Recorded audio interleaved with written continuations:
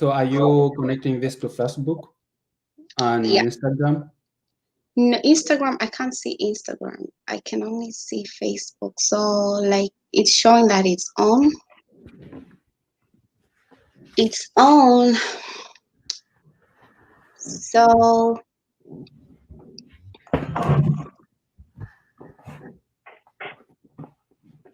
I don't know if it's raining outside or I don't know if it's raining or not outside. Okay, just waiting for a few people to get in. So how is your trip? Oh, it was good. Mm-hmm. That's Mm-hmm. nice. That's nice. The weather, how's the weather over there? Oh, it's sunny. Really? Yeah, It's but so over the chilly weekend over it here. was a little bit colder. Oh, really? Mm. Okay. It looks like it's raining outside, so I don't know if it is or not. I don't know. I can't really tell. So I can't really tell. So I can see two people are watching. If you are watching, say hi. If you are connected, say hello. Say hello. Just say hi. Just say hi. We get to this. We get to it. Yeah, I can't see any of you. Yeah, Oh, because you I'm not. can't. Yeah, because I'm not on Instagram or Facebook right now. So, Are you able to see on the screen? I don't know if it's able to show it. um, no. Yeah, but that's fine. But Oh, I can't just see the comments or no, I've only seen two people joining us right now. Um,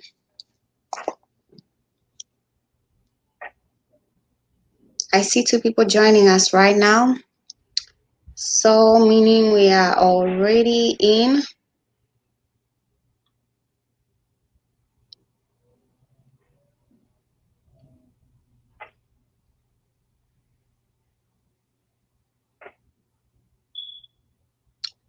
Yeah. So we're just waiting for a few more people to come so people don't have to be going back and forth.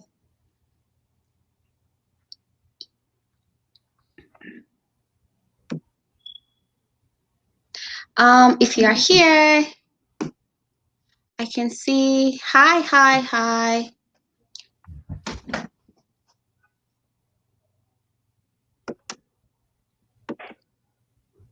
Hi, I can see hi Tombe. yeah, for those of you who are joining, I can't see you. So, I know. yeah, so Charity will be able to correspond everything. Then I can answer the questions. Yeah, but you know what? Probably you can we'll just wait for a few minutes and then we'll get to it. Where did you say you have gone to? Where are you? I was in Birmingham. What place? Where is that? Birmingham, it's in Alabama. It's like 1 hour away from where I live. Oh, place. Okay. If you're Mm. joining in, please just say hi. Just say hello. Just say hi. Just say hello. Just say hi.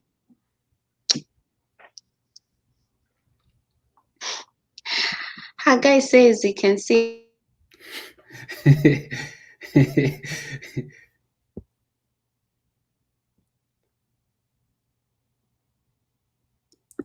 Hello, Sorry hello. for that. Yeah, I can see you.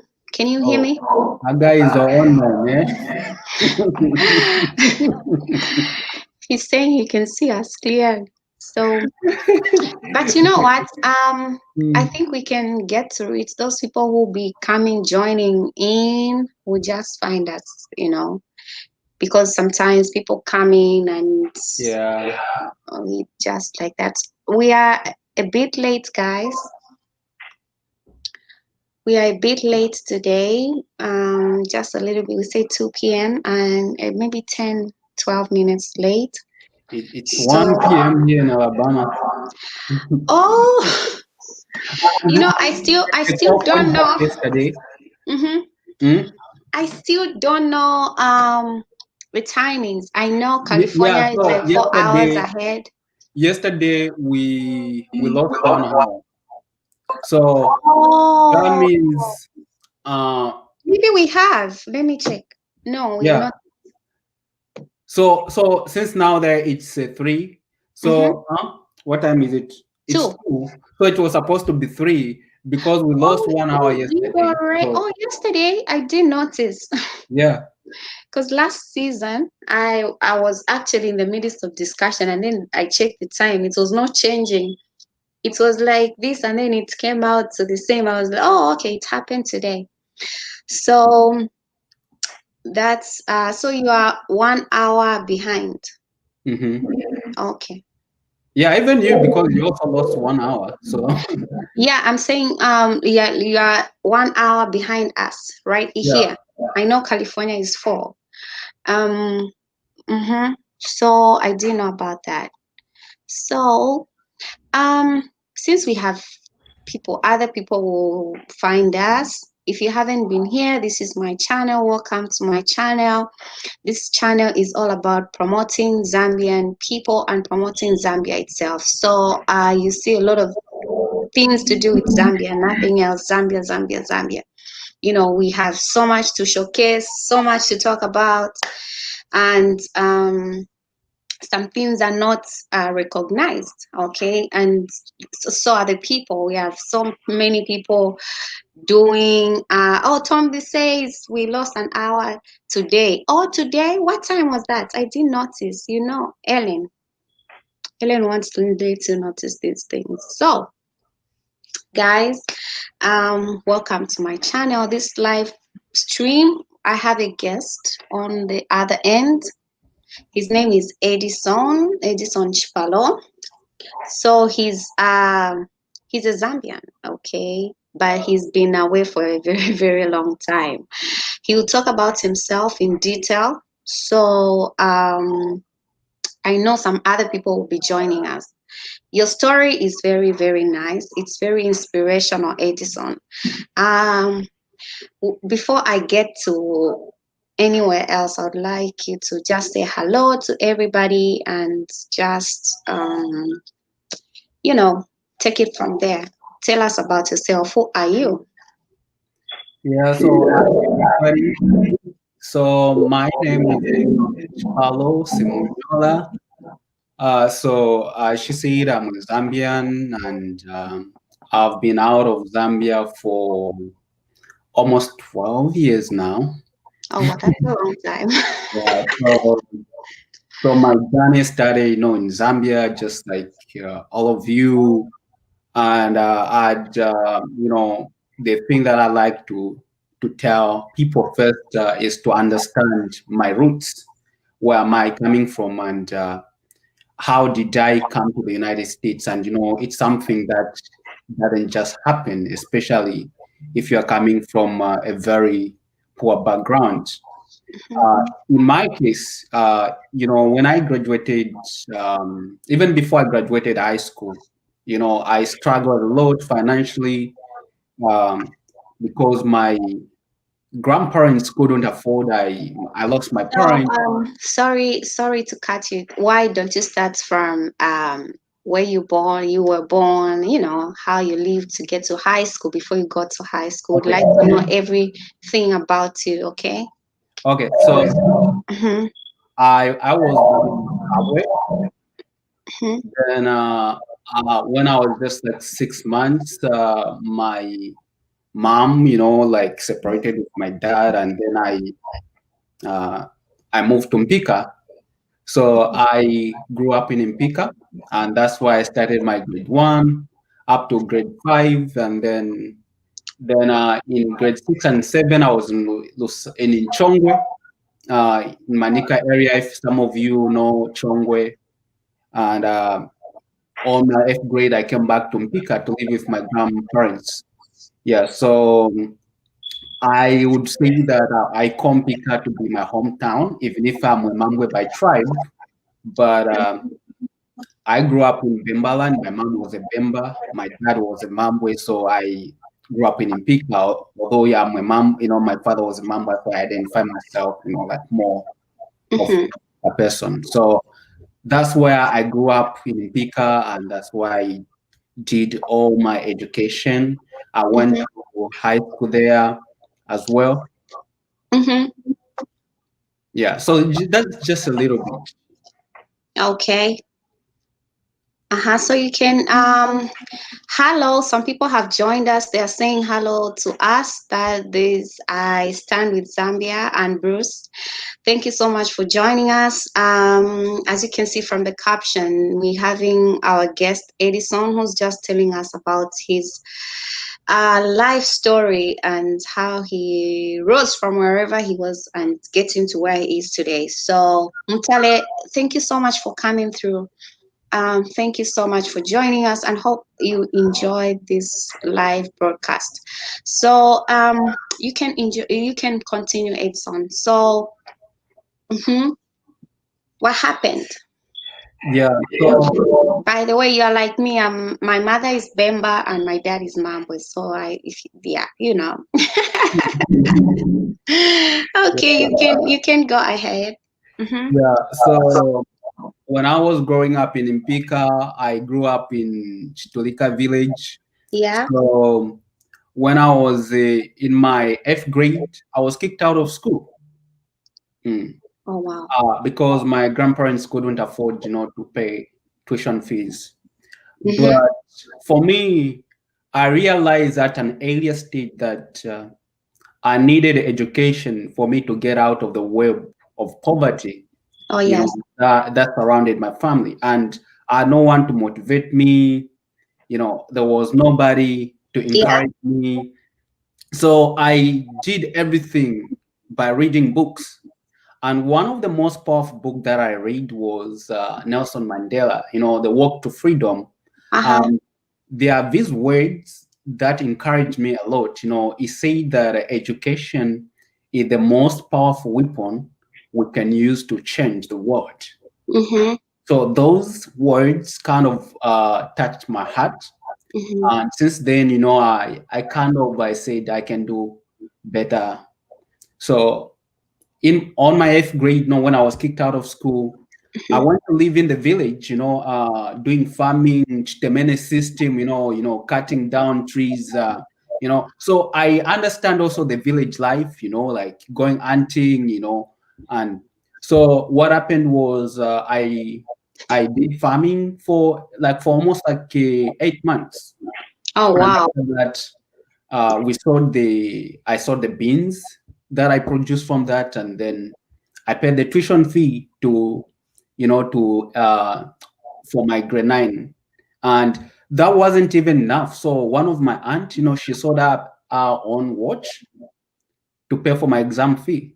Oh So wow. that's how I managed to pay for my grade 9 exam fee. So after that, it was very challenging. We take it home. Sorry, at Siturande Komchibemba. We'll definitely take it home because our tongue won't allow us to speak English throughout, Bruce. Okay, you can go ahead. Sorry about that. Mm-hmm. Yeah. So what I was saying that so after that, Mm-hmm. I passed to go to I managed to to pass to Yeah. start my grade 10th, but at the same time, I faced the same struggles. Yeah. So I couldn't afford the tuition fees. So I started my grade 10th, I think term 3. Oh Mm. wow. And all along, I just used to start on my own. And I used to, write copy notes from my friends who were in school by that time and just start on my own. And that's how I did. So technically, uh, I only did one term when I was on my 10th grade. Yeah. But, all those obstacles didn't discourage me, but it gave me an opportunity to work hard Mm-hmm. and understand that, life is a challenge. And for us to get out of those challenges, sometimes we just need to open our eyes and Yeah. see that we can do better in for the future. Oh yeah. Yeah. So once to cut the long story short, so once I completed my high school at Mbika Boys, I moved to Lusaka, and by then, I didn't have anything. I didn't have any relative in Lusaka, so Mm-hmm. I found a job at Zesco where I was digging those trenches. Probably you saw the photos, and at the same time, I was working as a security guard. Oh wow. Yeah, and during that time, I said to myself, I wanted to go abroad to study. And, a lot of people were mocking me all the time, saying, "Oh, you come from a very poor family. No one has ever been to the university. Do you think you can go to America or UK? You're a joker." Some they call me, "Oh, I was smoking marijuana. I was a dreamer." All those kind of, names. Mm-hmm. But those things, I think they just gave me courage. You Oh know. Mm. yeah. So, I knew that I didn't have money. So what did I do? I visited every embassy Oh wow. in Lusaka. If you Yeah. tell me that, okay, I visited almost every embassy to ask about the scholarship opportunities, that were in those countries, especially in Europe, America. And by then, we didn't have the internet. I didn't know anything about the internet. Oh Yeah, wow. I think I was probably around like 18. Yeah, I think like 18 years, like when I was like probably 17, getting to 18 years when I graduated high school. Yeah. So I visited almost every embassy, and I got the scholarship, the letters, sorry, the addresses from all the embassies around Lusaka, about the universities. So Mm-hmm. now, what I came to find out was that they needed the SATs, Mm-hmm. you see, for me, and they needed also the TOEFL and IELTS exam. Oh For wow. me to be able to, to even have an opportunity to apply for those scholarships. Mm-hmm. So what I did was, as I was working at Zesco, Yeah. I raised I kept all the money, and I probably almost like 8 months, I was just keeping, and just taking a little bit, to pay rent and food. And I attempted the TOEFL exams, Mm-hmm. and I also took another exam, IELTS, Mm-hmm. and also SATs, and they were very expensive. Oh. So it required, a lot of discipline. Mm-hmm. When I did that, um, I said, okay, now I've done this. No, I started applying, and no, they needed like money. Like for application fees. Let's say if you're applying for the universities, like in the United States or uh, Europe, so it was very expensive. Like everything, like were in dollar, and Oh yes. couldn't afford, with the Oh. little money I was getting from Zesco as a casual worker. So Mm-hmm. that couldn't even give me the chance to apply. And then I said to myself, okay, what's an alternative to this? So I said, okay, how about if I try to volunteer? Mm-hmm. So I started, by then, I learned how to use the internet. So I went on Google and I found, oh, volunteering in Europe. Hmm.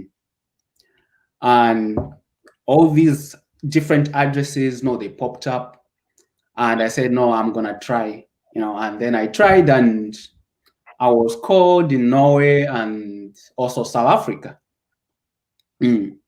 So by that time, I was also volunteering at Children in Crisis. Mm-hmm. It's an organization that works with orphans and vulnerable children in Lusaka. Mm-hmm. So I got an opportunity, to go to Norway, Mm-hmm. and the other one was to go to South Africa to volunteer at a school for children with disabilities. Oh. So, looking at the my financial capability, I decided to go to South Africa because it was cheaper option for me, and I knew that once I get out of Zambia and I go to South Africa, I'm gonna use that opportunity to maybe get to Europe and so on. Uh-huh. So when I was accepted in South Africa, and that was on October, was it January 2009? Mm-hmm. I left Zambia for the very first time. Oh And wow. I took a bus from Lusaka to Johannesburg, then from Johannesburg to Cape Town because I was I was stationed in Cape Town. Oh wow. So, That's a you long, know, like 2 days. it was a 2 days journey. Mm. Mm-hmm. I wanted to fly, Mm-hmm. but like I say, I didn't have enough money to fly, so I used the alternative. So I still have all those receipts. Even Oh now, the first bus ticket I wow. have them. Like I wish I would I would have shown you that. Uh-huh. Just like for me, Mm-hmm. that feeling, the excitement Mm-hmm. to get out of Zambia for the first time, Mm-hmm. was the most fulfilling experience.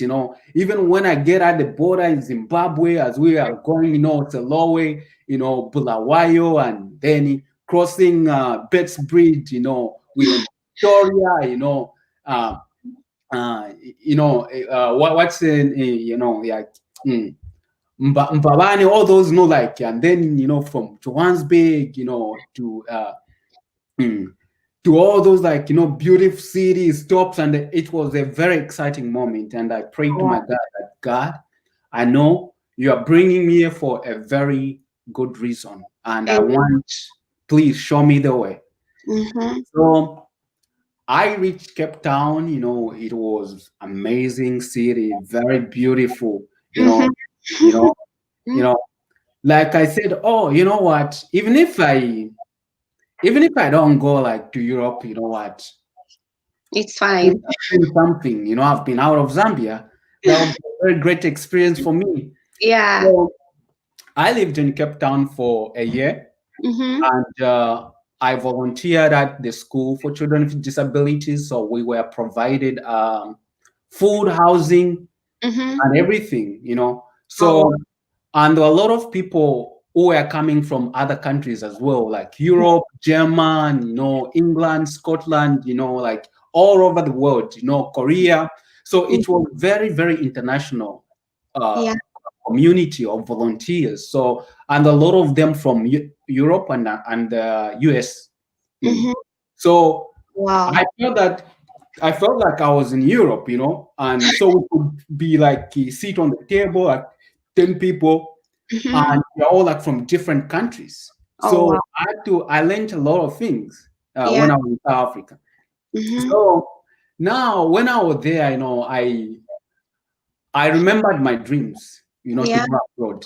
You Mm-hmm. know, already I was abroad, right? But Mm-hmm. I wanted much Right. more better than that. I wanted to do something Mm-hmm. better than being a volunteer. Oh You see? yeah. And Mm-hmm. I said to myself, okay, I should go to University of Cape Town. Mm-hmm. And I looked at what scholarship opportunities were available. There wasn't any. And Mm-hmm. then I said to myself, okay, how about Europe? So, Mm-hmm. what happened was when I was in South Africa, Mm-hmm. so this organization where I volunteered, Mm-hmm. it's very international. Oh yeah. So these were other organizations that came from Germany, and Mm-hmm. they said we want uh, we want volunteers, to come to Germany Mm-hmm. and to go there under exchange program. Mm. Mm-hmm. And so what I did, but they say you need to learn German language. All right. Yeah. So, I said, oh, this is an opportunity for Yeah. me. And I started, like learning German. I started teaching myself.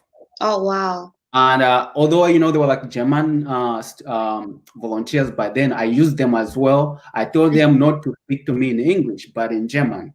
So I started teaching myself German, just reading the books through the internet and everything.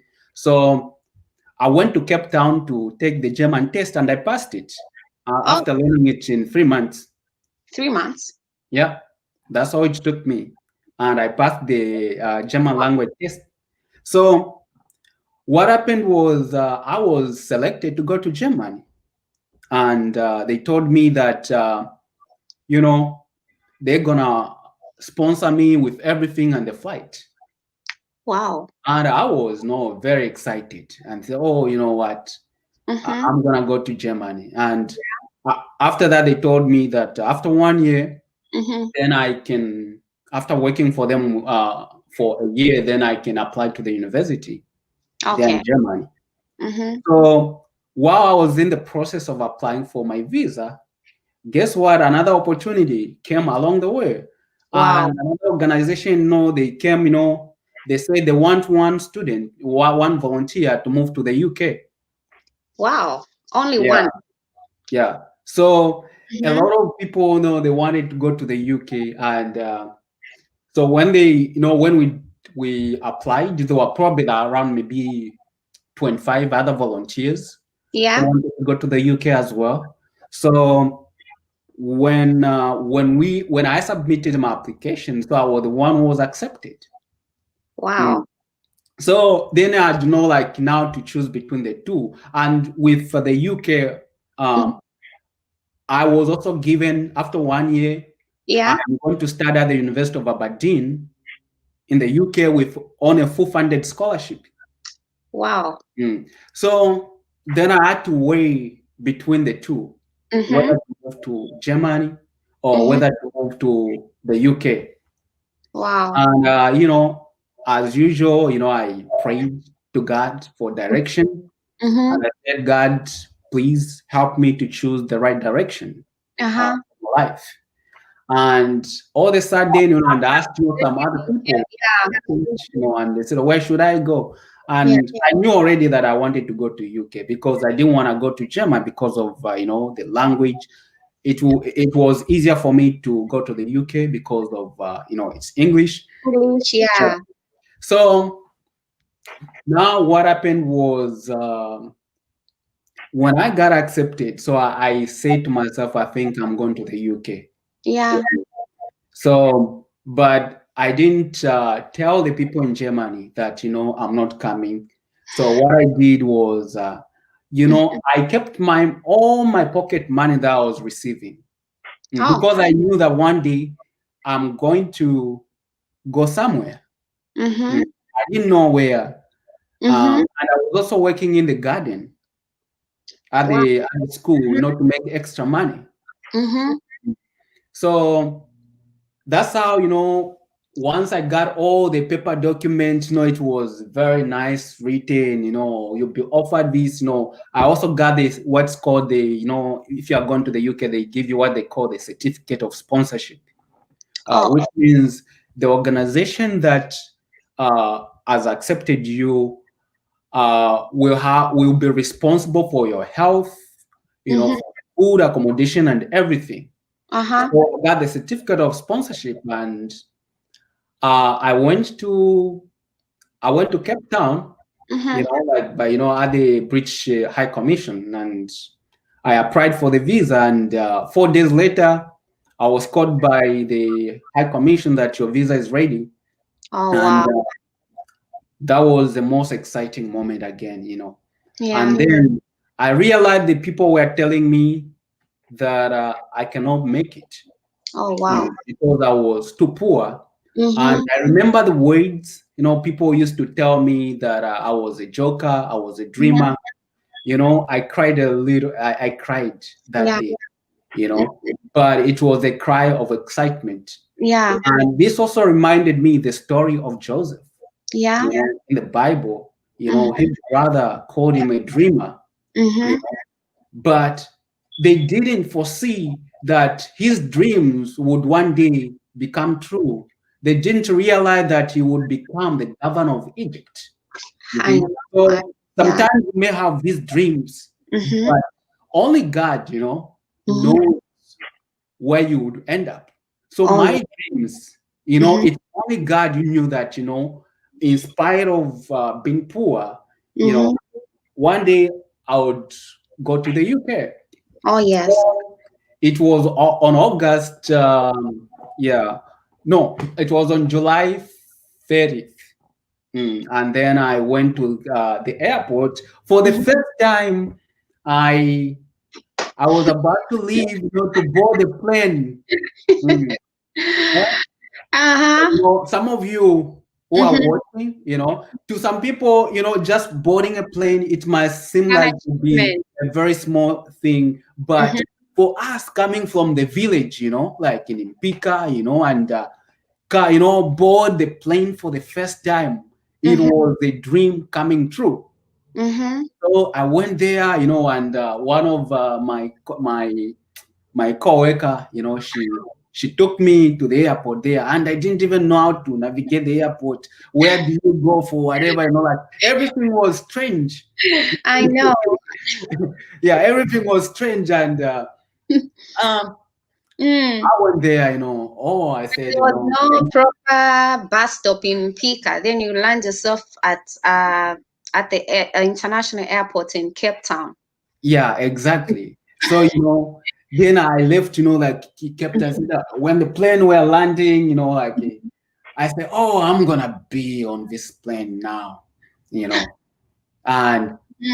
it was a dream coming true for Yeah. me by then, and that's how I left. I left Cape Town. Or that was in 2010, Yeah. South Africa.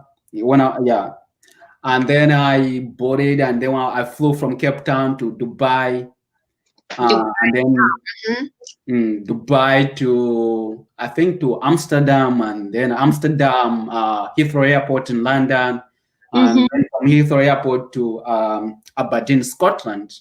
Were you not That crying? was, Oh, say, "What am I dreaming?" Hmm? mm, that was especially it was most exciting, especially when I was about to land in London. He said, "Oh, I could see the entire London, Uh-huh. the big, like mm, all the nice buildings in London, Big Ben, and all those kind of things, London Bridge, everything,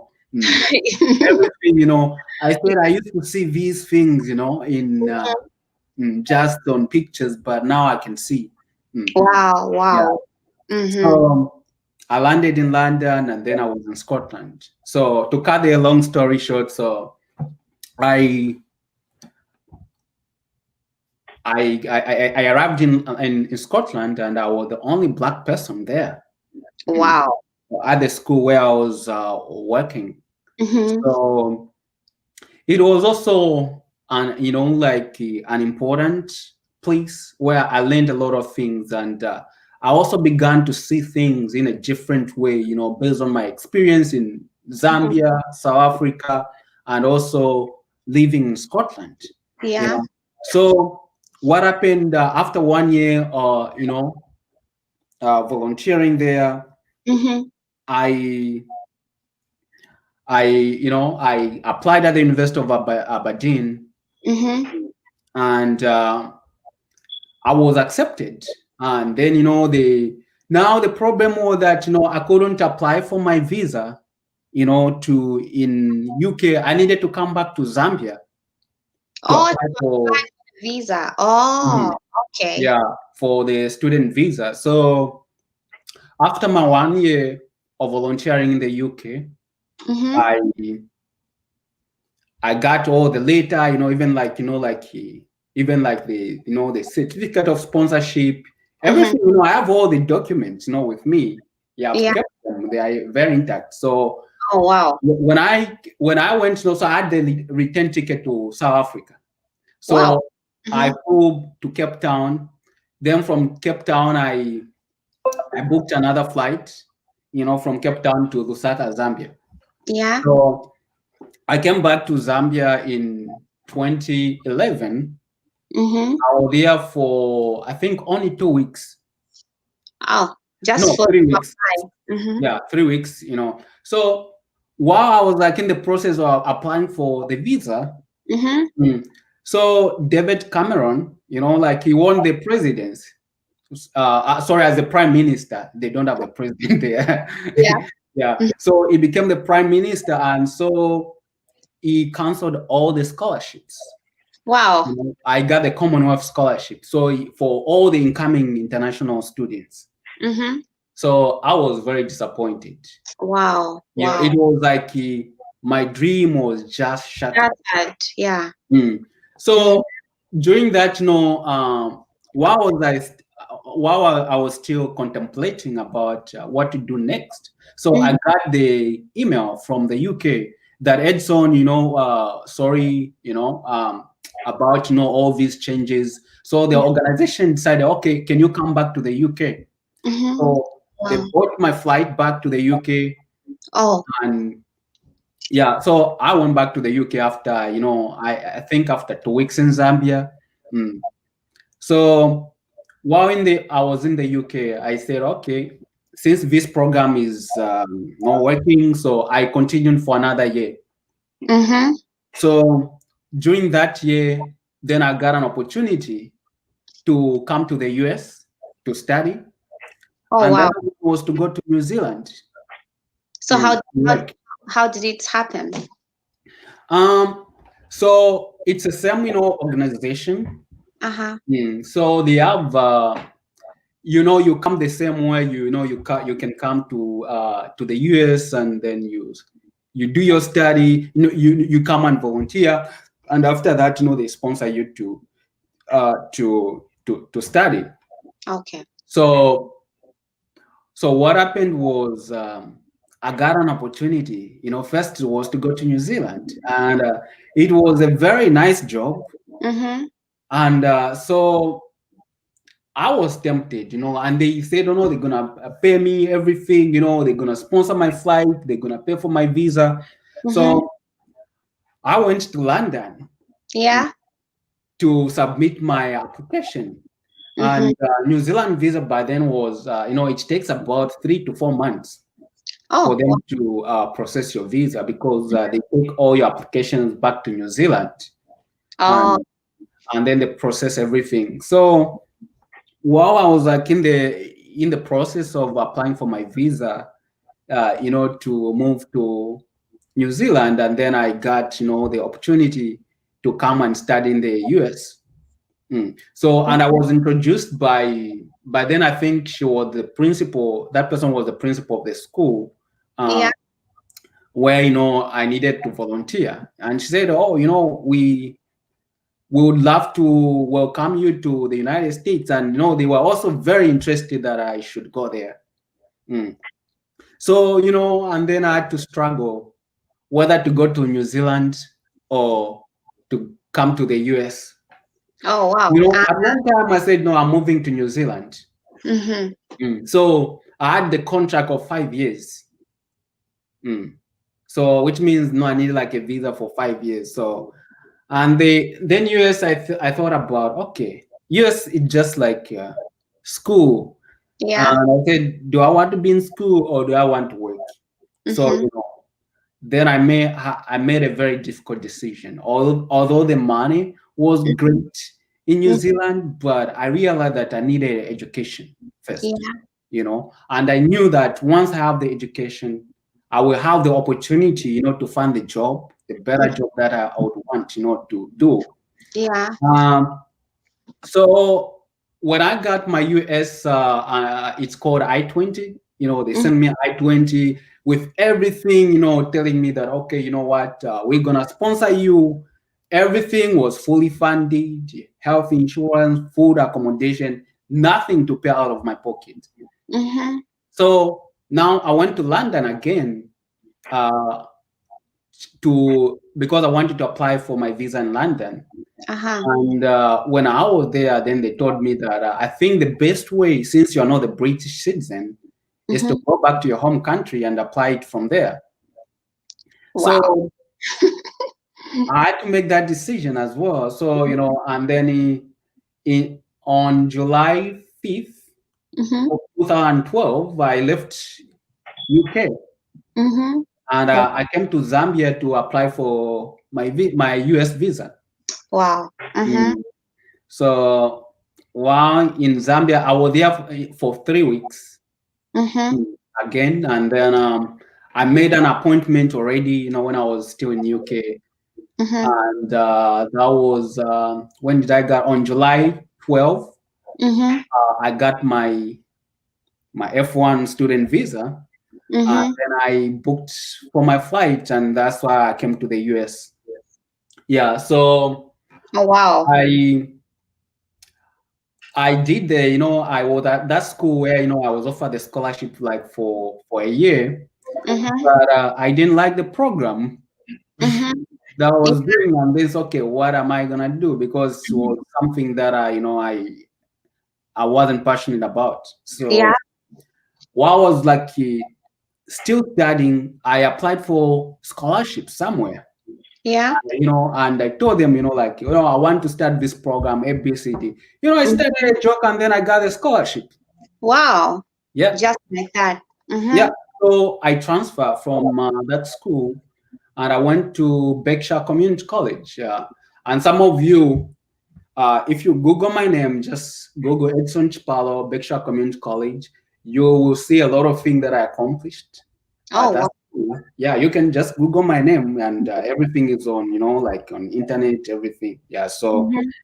I I went to the community college first, Mm-hmm. and I got my associate degree. Wow. Um, yeah. There's something interesting about that. Before you were given that scholarship, what type of jobs were you doing for you to be given that scholarship? What happened? So Mm-hmm. so the type of job that I was doing in the UK, um, probably it's not something, I'm very honest with myself, because I want you, like to learn, not Mm-hmm. just not. I was what did I say? I was changing, diapers for the children with disabilities who cannot help themselves. You see, so and we were feeding them, taking them to school. I was also like helping to teach in school. But the most disgusting part was to change, like, these children know they have no continence. So they would just like blow up everything in their pants, so you have to change them like a baby. Mm, you see? So some people wouldn't want to do that. But for me, I knew that, I needed to do that, to get where I wanted to be. I did the same thing in South Africa. Mm. So um and sometimes I had to do also, like deal with the behavior of these teenagers, who had like disabilities, like they were violent, and sometimes they would attack you. Yeah. But I developed that compassion. I knew that no, these children really needed help. You Yeah. see, so it wasn't an easy ride, and I knew exactly what I was getting into. Yeah. It's not something they lied about to me, saying that okay, Edson, you're gonna be changing diapers and so Mm-hmm. on and whatever. But I was ready for it because I knew that I'm not gonna do that for my entire life. Mm-hmm. That will give me an opportunity, to get to the place where I wanted to be. So, Mm-hmm. like some of my friends, like there was the guy who came from Kenya. There Mm-hmm. was also another guy who came from South Africa, and they say, "Oh, you know what? I don't want to do this shit." I know. Yeah. Yeah. So they left, and I was there, and later on, the same guys, they wanted to come back to the same thing that they didn't want to, because when they went back to their home countries, and then life was tough, Mm-hmm. they started facing challenges, and they wanted to go to the same thing. But for Mm-hmm. me, I realized that okay, for me, this is an opportunity. I looked Mm-hmm. at where I was coming from, growing up in a grass thatched house, you Yeah. see, so I already had enough of my life, and I said I had no choice, you see, Mm-hmm. but I have to do this, you see. Yeah. So those are some of the things, that led me probably to get a scholarship. And also, not only that, also like my academics, like I had a very good points when Mm-hmm. I graduated from high school. So Mm-hmm. I wasn't just, I didn't just have, like, okay, an average student, I had a very good points. And I Mm-hmm. also like had almost perfect scores in IELTS, TOEFL, and SATs. Yeah, I got almost like the perfect scores. And how much did you get at high school? How much? Because you told us you haven't you are like you were not in class for almost the whole time. So Yeah, yeah. how much did you get? Yeah, depending on how you take it, but I say I got 7 points, Wow. but because if you count, is it English, math, like so math I got like two. Mm-hmm. Oh, Yeah, that's what but made it three. But that was great. mm, Why I'm saying though this is because you told us earlier that you missed almost the whole time. You were not attending classes, so it's inspirational to know that you were able to get 7 points even after missing so many classes. Mm. yeah, as I said earlier on, it's a motivation. Mm-hmm. You know, when you have been come up pounced by life Yeah, challenges, you understand what to do, because you become self-motivated. yeah. So for me, as I said earlier on, just part of my struggles, Mm-hmm. I already knew what I was good at, Yeah. and I knew that I was good at school, and Mm-hmm. I wanted to use that opportunity, you know, just part of the struggle that I was going through. And some Mm-hmm. of you, like, if you may ask me, I used to start using. There's no English name, Mulandashan at Koloboy. Eh? Koloboy, yeah. Eh? I don't know, some of you even Little will know, boy. like, eh? Mm-hmm. I don't know, like, all of you, like, some of you, like, you don't even understand maybe Koloboy. Mm-hmm. Like, that's how I used to study, at night, Mm-hmm. because I wasn't living I wasn't living in a house with electricity. So, I was self-motivated. Yeah. And I used to study a lot. Not only that, I'm not just saying, I used to study a lot. Mm. And I used to memorize books, like I would memorize book and put it on my head, like, and then just like, mm, like memorize everything, so, that's how, I used to do things. I would memorize the textbooks. Mm. Wow. Like biology, or all these chemistry, physics, everything, history, Mm-hmm. geography. I would memorize everything, and yeah. So, and that's when I realized that school was for me. Yeah. Mm. So, Vandakala is watching, by the way, Bashin Danji. He says mm. Koloboy is called candlelight bulb. Oh yeah, no, I think that's not even an English name. Mm. James Huh? says this is interesting. Mutale, wow. Mm.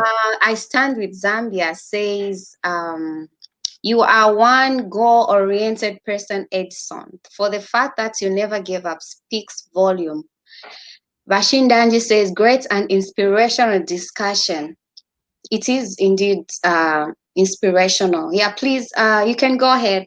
Yeah. So just look, can you see like all these flames behind me? Mm-hmm. Yeah, all these, like, the award that I got from the schools, Oh, wow. yeah, academic excellence, whatever. So, like, when I came to the US now, Yes. you know, uh, there are a lot of, like, things that I would want to share with you, like, that happened, but I'm just Bruce trying says to focus. the Koloboy is called Cowboy is light. That's a good one.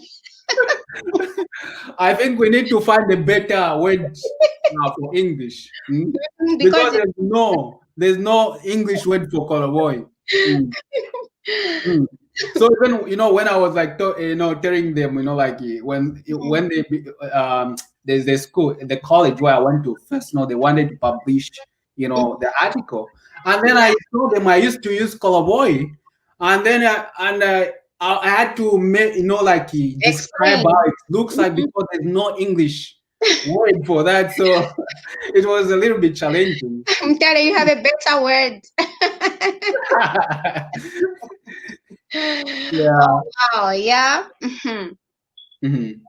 Yeah. So when I came to the US now, I Mm-hmm. told you now that I applied to that college. I Yeah, told them my story just yeah. the same way, where I'm coming from, how I lived in South Africa, how I lived to the UK, like in the UK, and I Mm-hmm. want to start that course, you know.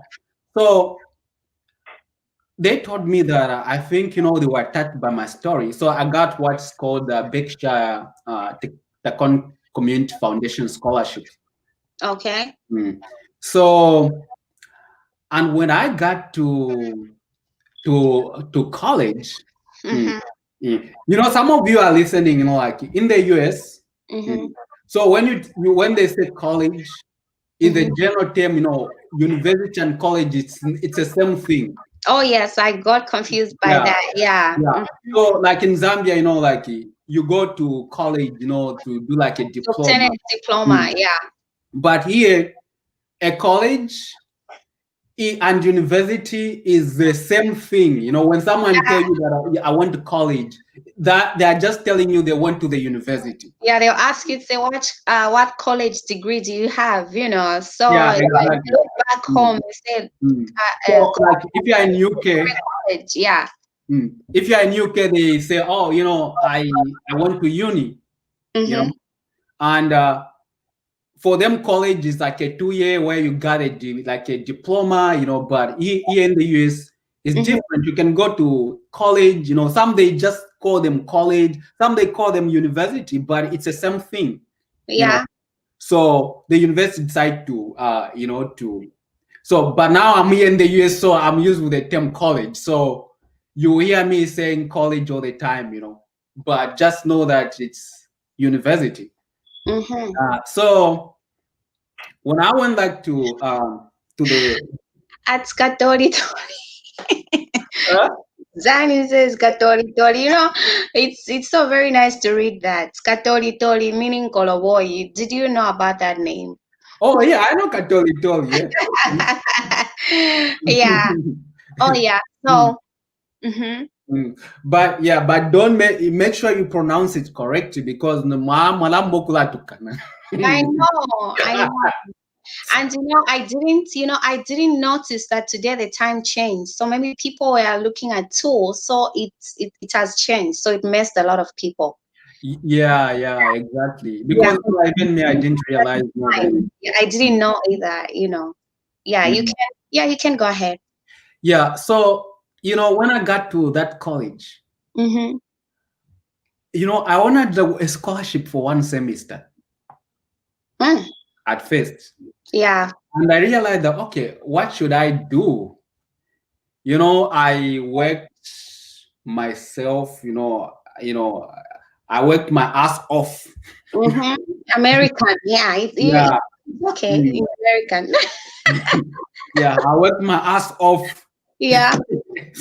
Yeah, so I needed like for me to be able to maintain my scholarship, I needed to work extra hard. Wow. So during that semester, I passed. Like Let me I say, maintained. we are talking to people, giving them inspiration. So when you talk about you worked hard, what were you doing? It's just a little bit of Oh, okay, yeah. yeah. So when I say that I worked hard, Mm-hmm. that means because I was given an opportunity to study. Mm-hmm. So So you were required to work for you to get the scholarship, is it? yeah, exactly. You Okay. see, So so what I need type of to work extra hard to put my efforts to study, to commit, to dedicate, mhm. to sacrifice. Oh, 1 hour more. Bashindanji, I didn't even notice. So we Mm, just missed everything. Oh yes, you can go ahead, Eddie. mm.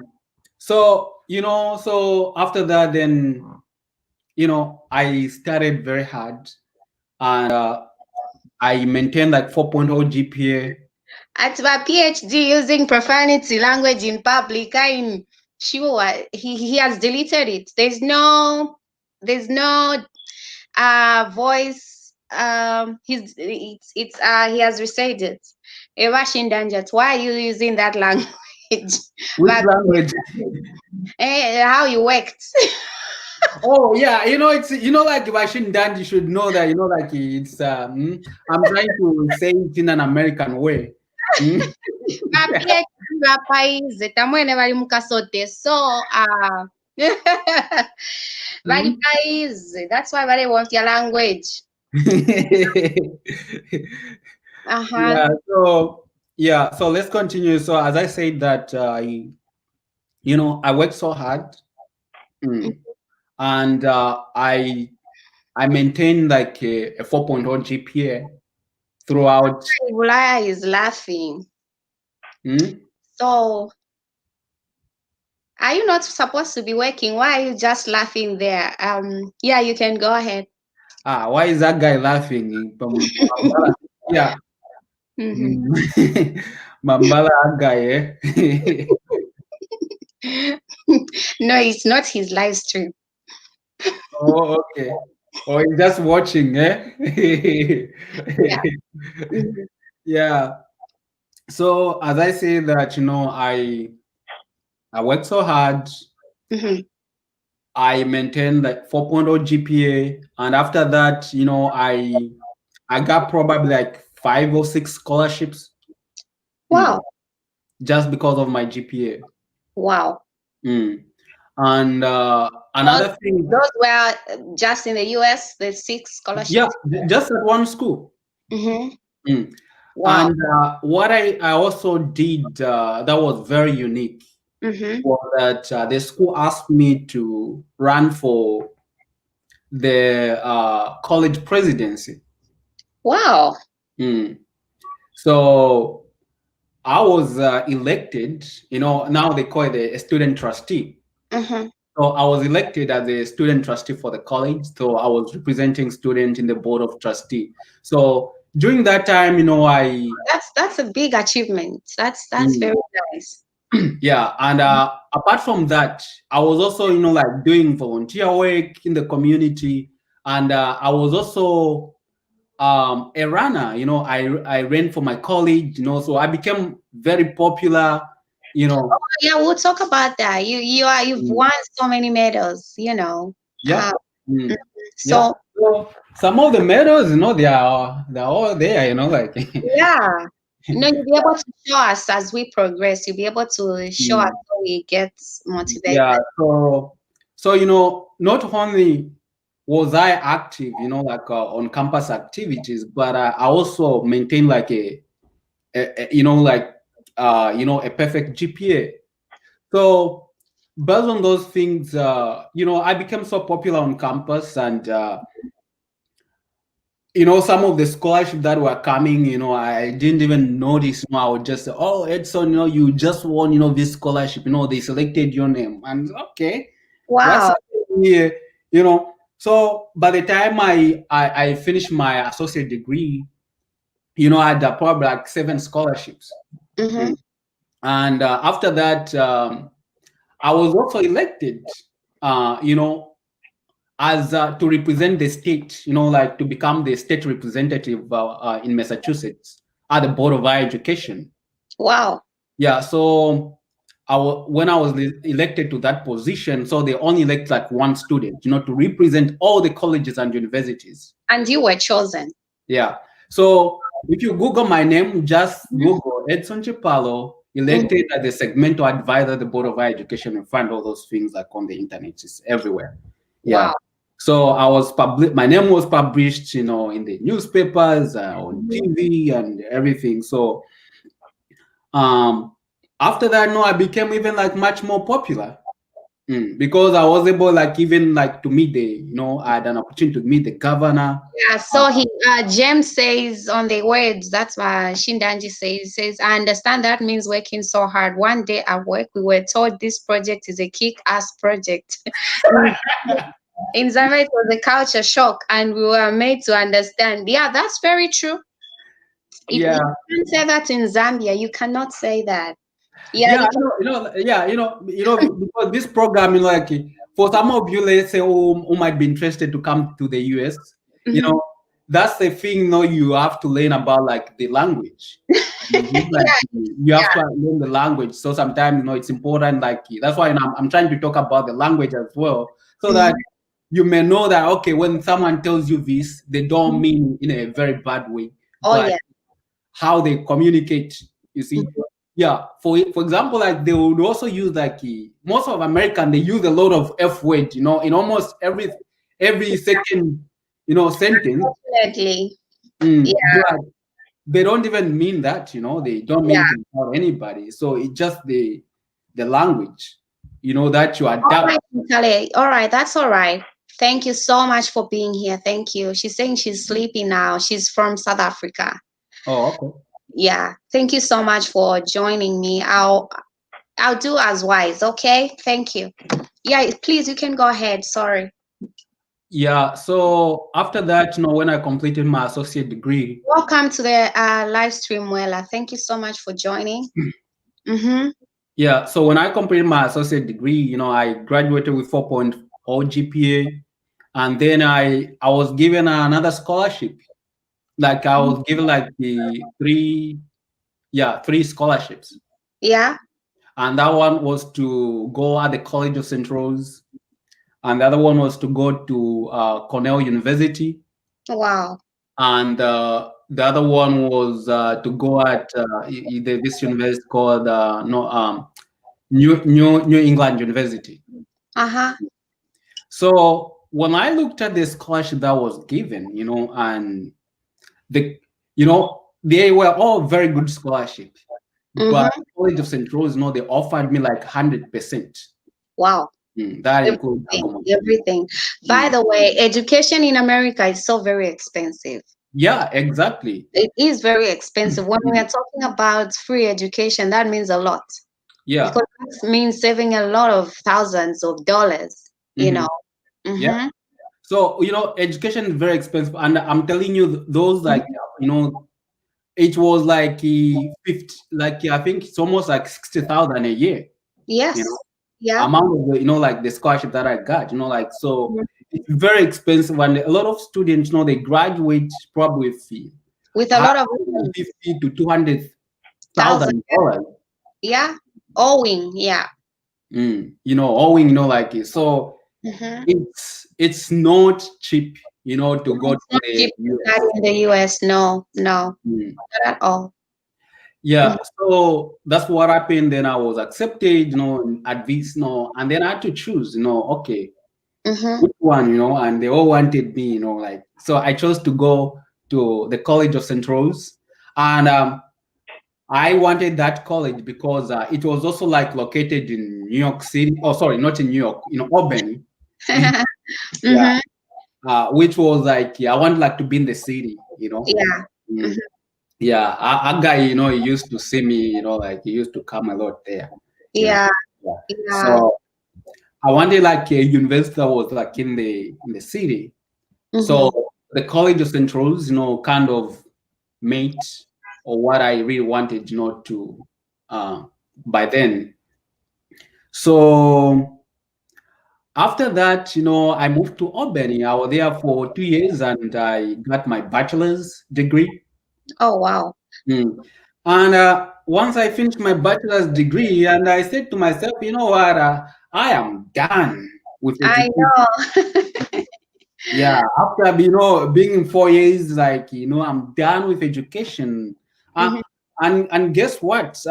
Somebody just told me that okay, you know what, Edson, like, and then I also got like a 4.0 GPA. I graduated as a summa cum laude. You need to explain those abbreviations, because most people may not understand. And the education system in America is different from education system around the world. Oh, okay. Yeah. So when you say that 4.0 GPA, that Mm-hmm. means you got straight A's Okay. in all the subjects. Yeah. Like A Mm-hmm. plus, whatever. An A student. Yeah.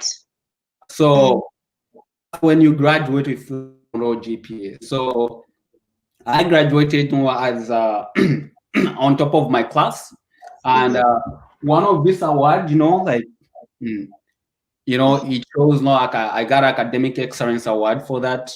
Oh, wow. For graduating as the best student for my class. Wow. So during that time, I said, no, I need to find a job, I know. I'm done with education, and I just started receiving these random emails. I got an email from Columbia. I got an email from Harvard. I got an email from University of Pennsylvania. I got an email as well from Princeton University. Yeah, you are inspiring people out there. This Marcus watching us out there. He's saying, watching this man makes me realize that I'm sleeping, walking. Mr. Edson is truly my inspiration. Yeah, his story really wants me to cry sometimes, Yeah, you can go ahead. Yeah, so and also like I was asking like I said, do you want to apply to these universities? I said, to myself, okay, these universities are very expensive, by the way. Yeah. And I cannot afford, to. And no, someone just told me that, okay, Edson, no, just apply. The only thing that you cannot do is not to apply. Yeah. But if you apply, you lose nothing. Yeah. I know, and that's what I've been telling every student, even those like guys who want to study abroad, said, I don't think I can be accepted. The only person, who doesn't try is the one who has failed. It's better to apply and then you fail than not to apply, you see, because you never know where you stand. Exactly. Yeah. So for me, I applied, at Columbia. I also applied at the University of Pennsylvania. I applied at, at Harvard. I applied at, Princeton, for my master's. And guess what? I was accepted at all the universities. Wow. Wow. Wow. Now, I wanted like, okay. For me personally, I want like, okay, now what's the best fit for my education at that time? And I looked, okay, Harvard, no, they offered me the scholarship, but it wasn't 100%. And Princeton, they did the same thing. It wasn't, 100%. Columbia, they offered me almost like, they offered me about 70% of the scholarship. Wow. But it wasn't 100%. Wow. Then University of Pennsylvania, where Trump graduated from, yeah, they offered me 100% scholarship. Wow. And then, my dream school by then was Columbia University. Oh, wow. And then I said, okay, now that I can't afford to go to Columbia, and, like New York City, you live in New York City, you understand how expensive it is. This is expensive, yeah. Columbia University is like the most deadly expensive school in the world. Wow. Yeah. The most deadly. I'm saying deadly because I know it's bad. It's almost if you don't have any scholarship. Yeah. So what happened was that I dropped. I sent to Harvard that I'm not coming there. Princeton that I'm not coming there. Wow. And then so I had to. I remained with two. Columbia or University of Pennsylvania. And so while I was like still deciding, Columbia said, we can only offer you 70% scholarship. I said, okay. Wow. So while I was like in, still like struggling, and then like some people, someone like just decided to call me that, okay, Edson, we know that you want to come to Columbia, but there's this scholarship, that you have just been selected for another scholarship. Wow. And I looked, I said, oh my God, yeah, like I just submitted my deposit, like $300, like at the University of Pennsylvania, to show that, you have accepted, Yeah. Mm-hmm. So what was I still thinking? And then I said, okay. Um, then I just told the University of Pennsylvania that I'm not coming, I'm going to Colombia. Wow, what a life! So, What a mm, life! Mm-hmm. yeah, so that's how, I got accepted at Colombia, Mm-hmm. and it was also my dream coming true because, Mm-hmm. Columbia University like, is one of the top universities in the world. Mm-hmm. Yeah. Like it's an Ivy League, and Yeah. even like for you to get admitted there, it's not an easy Yeah. school, like to get an admission. And so I said to myself, okay, I'm Mm-hmm. so glad, that I came here, Mm-hmm. and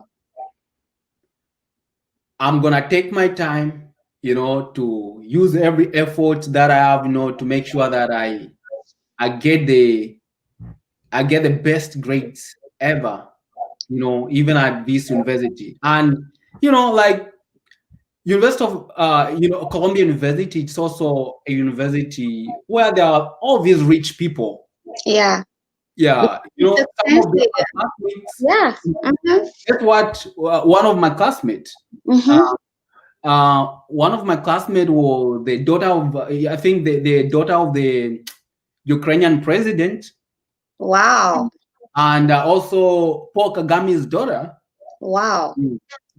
No, yeah, the one who just got married. She was my classmate when I was at Columbia, Wow. and they were like all these like rich, the most richest people. Like I was like one of the poorest student. I'm not saying poorest like in academic, but financially. I know. Yeah. Manora says you are such an inspiration, Edson. Yeah, indeed. Mm-hmm. So Yeah. I went to Colombia. That's why I'm like I think of, okay, I grew up in the hut, Yeah. and In a at madhouse. that point, Mm-hmm. like in an Ivy League institution. You Yeah. see, it was a moment of transformation for me. Yeah, yeah. So when I look back, and I have now all this like flamed on my wall. Let me just bring it here. Oh, yes. Mm-hmm. Mm, mm, yeah. So you see, so when I look at this all the time, I don't know if you can see it. Yeah, you put it. Mm. Yeah, yeah. Put it This- closer. You can put it closer to the camera. oh, Like, oh my yeah, God. Yeah. yeah. I'm yeah. So when I look at this, Mm-hmm. it reminds me of the pain, the struggles, Mm-hmm. my childhood experiences. Oh, wow. To say that, just in spite of where you're coming from, Yeah. anybody can dream to go even to the universities, where Mm-hmm. you never even thought you can go to. Mm. Mm-hmm. Oh, So this is not like when I look at this, it's a most very expensive university. It's kind of remind me. So some of you who are watching right now, all I can say that you can reach to the places where you never even thought. mm-hmm. Not everybody, not even here in the US, not everybody can afford to go to Colombia, Oh, yes. because Yeah. of how expensive it is. But Yeah. guess what? I'm just an ordinary person, Yeah. of no trace of importance. I just grew up as an orphan, in the village. No one saw any future in me, God, but God mm, had you in mind. Uh-huh. but but God had a purpose for my Mm-hmm. life. Oh, yes. What I can tell you, guy, that even when you are like praying, Mm-hmm. also make sure that you're also doing your part. Oh, yes. You're also doing your part, because sometimes you can pray, oh God, I want to do this. You need to make an effort. Some Mm-hmm. of you who were there like earlier on when I started that, okay, you know what? Before I left Zambia, I did my SAT, I did my IOTS, exam, and I also did the TOEFL. You know, these three were important for me because I knew that it would give me an opportunity, to get access to the Mm, education that I needed. mm-hmm. So I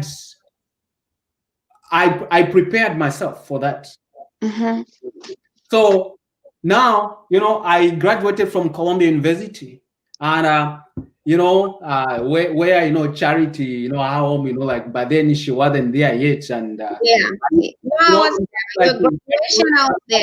the weekend, like I would come Mhm. to Haggai, like just to relieve my stress, from this academic, Yeah. yeah, like Mhm. issues, because I was like studying hard, and so on and so forth. You see, so when I graduated from Columbia, I still maintained like 4.0 GPA. Oh Mm. wow. I say, I still maintain like straight A's Yeah. throughout. And after that, it was I graduated on May 18th. Yeah. And a guy came to my graduation, and it was most exciting, you know, experience for me, because another dream was, just came true, Oh, what a Mm, great dream. Yeah. mm. And if I Mm-hmm. can tell you, I don't even to tell you this, like Columbia University paid $120,000 just for my education. Mm. So, and for my undergraduate, like almost like if I count, probably to probably 190,000 that was spent over my education. So over probably like 250,000 has been spent on my education. Guess what? Nobody would want to spend that amount of money if they don't see the future in you. Mm. Exactly. So first of all, you guys, you need to motivate yourself. I'm nobody. Mm-hmm. You know, I'm nobody. Even me now, I don't think I'm not somebody. I'm still nobody. Mm-hmm. Because I look at where come from. I'm still nobody. But God, gave me all these opportunities. Starting in South Africa, coming to the UK, coming to the US, to study. Mm. Graduating from Columbia universities. And guess what? After that, uh, I think even before I graduated, I got a job. Mm, Oh wow. yeah. The more, even before I graduated, I got a job offer in New Jersey, and the other one was to go to Alaska. Mm, The coldest place. yeah. And I said to myself, and the other one was to go to Hawaii. Mm-hmm. And I said to myself, okay, where should I go? You see, Mm-hmm. just like if you have ever watched uh, coming to America, the king of Zamunda. The Zamunda. Yeah. Okay, when he was choosing the place, oh, where am I gonna go? Okay, I know. Brooklyn. You're So for me, overwhelmed. Yeah. by then, what clicked in my mind was to move to Alaska. Mm. Wow. And I chose Alaska for a reason, because I wanted to see something different, you see, that I've never seen elsewhere. Mm. Mm-hmm. And Alaska seems to fit Mm-hmm. uh, what I was looking for, because I wanted, like, where I can learn different culture and everything, even if it's in the United States. But it's just something, there is just something special about Alaska. Mm. So I went to Alaska there, to work, and I Mm-hmm. said, you know what, I'm gonna probably work there for 5 years or so, and someone, just told me that, okay, Edson, like, have you ever thought about applying for a PhD? I said, I think I'm done with my education. Mm-hmm. And I said, I I think, Edson, you need. I see you more in, like, in academia. I said, oh, really? And I said, no, I think I'm done with my education. I don't think, I don't wanna apply, to go anywhere. yeah. I'm done. I need to start working. And but then I said, I know, probably, I'm gonna think about getting married, and so Yeah. on. And guess what? And I said, okay, let me just try to apply for a PhD, but I don't think even if they accept me, I'm gonna go because I'm not ready, for to go back to school. Having a master's degree is enough for me right now. Oh yes. So, and then okay, I said, okay, let me apply for a PhD. Oh yes. So I applied for here at the University of Alabama, and the other one I applied at Oxford University. Yeah. So I was accepted at both universities. Wow. Now, the biggest issue was like, okay, I said, okay, if these people they're gonna want me to pay, I'm not going to pay any coin in these universities. And so what happened was Oxford offered me about I think 60% scholarship. Okay. Wow. And they told me that after 1 year, I can they I can probably have this like assistantship. It's like where you work and start at the same time. But it was not guaranteed. Okay. And I was also thinking that okay, I already lived in the UK and I've been in the United States for quite some times now. So I was thinking about not going to the UK again. And I said I think here in the US there are so many opportunities. Oh yes. Yeah. So I waited for the University of Alabama, and guess what? University of Alabama, they booked a flight for me to come and visit the campus. Wow. For 1 week. Wow. They paid for my hotel. They paid no food for the whole week, and they gave me a tour around the campus. And they wanted me to come here. Wow. And I said, okay, what about like the scholarship? And then like after even before I came, and then they offered me like a very, very good scholarship. I got it's a very prestigious scholarship. That's a good. I have seen a very good comment. This is why we are here. Marcus says, wow, this is my turning point for me. Very inspired. That's why we're here, to inspire somebody out there. This is a very great story, Edson, and it's so fulfilling to know that somebody out there is getting inspired and seeing this as a turning point. Okay, so you can go ahead. Yeah, so the University of Alabama, when they accepted me, and then they sent me this letter. They offered me this very good scholarship, and they only offer it to one PhD student per year. Oh my goodness! Oh God! And all the insurance, like all my tuition is covered, all my like accommodations covered, and I get paid. I get paid even like probably more than what I was working. Oh wow! So, and I said, who does this now? And I said, probably it's God's. It's miracle. God. I know. And so I got what's called Graduate Council Fellowship scholarship. Wow. I'm not gonna disclose the amount. I know. Yeah, I wish I could tell you guys, but so yeah. So I said, you know what? I'm leaving Alaska, and I sent the letter to Oxford, and some people told me that, okay, Edson, how would you refuse to go to Oxford? Are you crazy? I know you also refused to go to Harvard.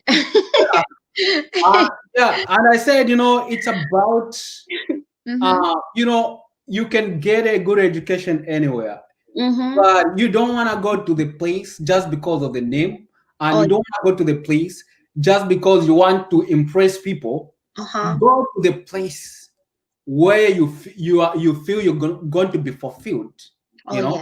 Like for me, going to Oxford wasn't the right opportunity because they didn't offer me the money. So for me, money was everything.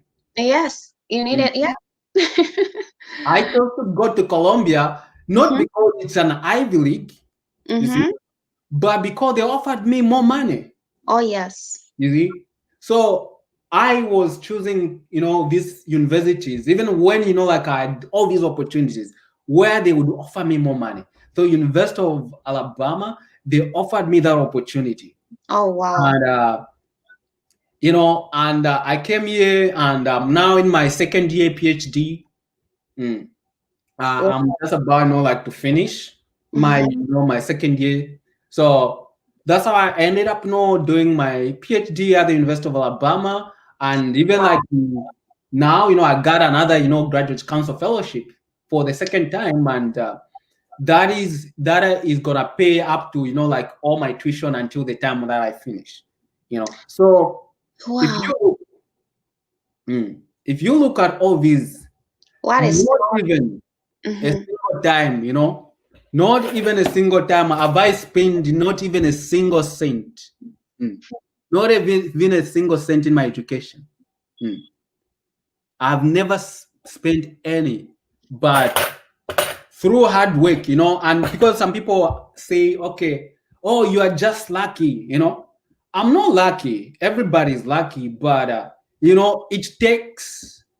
um it takes more than more than being accepted to the university, because they look at certain criteria and they look at, okay, are you the best fit for them?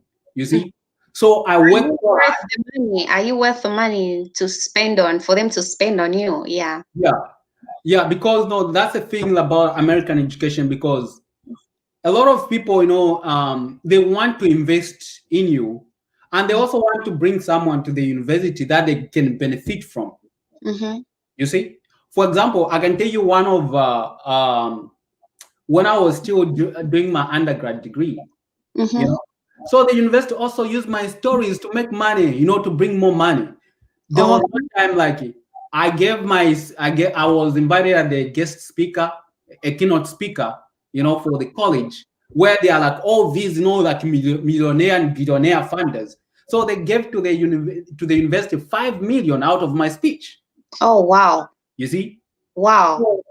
while they offered me the scholarship, the university was also benefiting from me, Yeah. because they knew that they can use my story to bring more income, because they know that, okay, we are admitting these students. You see, so while you are still like, let's say you want like to pursue your education, always Mm. also understand that you do your homework, because they need more than just academic accomplishment. You see, there are a lot of people nowadays who have got, let's say, 6 points, right? Mm. Yes. There are a Mm-hmm. lot of people who have got distinctions, but you have to find what is it that you have within yourself that will set you apart from Yes. those other people Oh, yes. who already have like all those 6 points.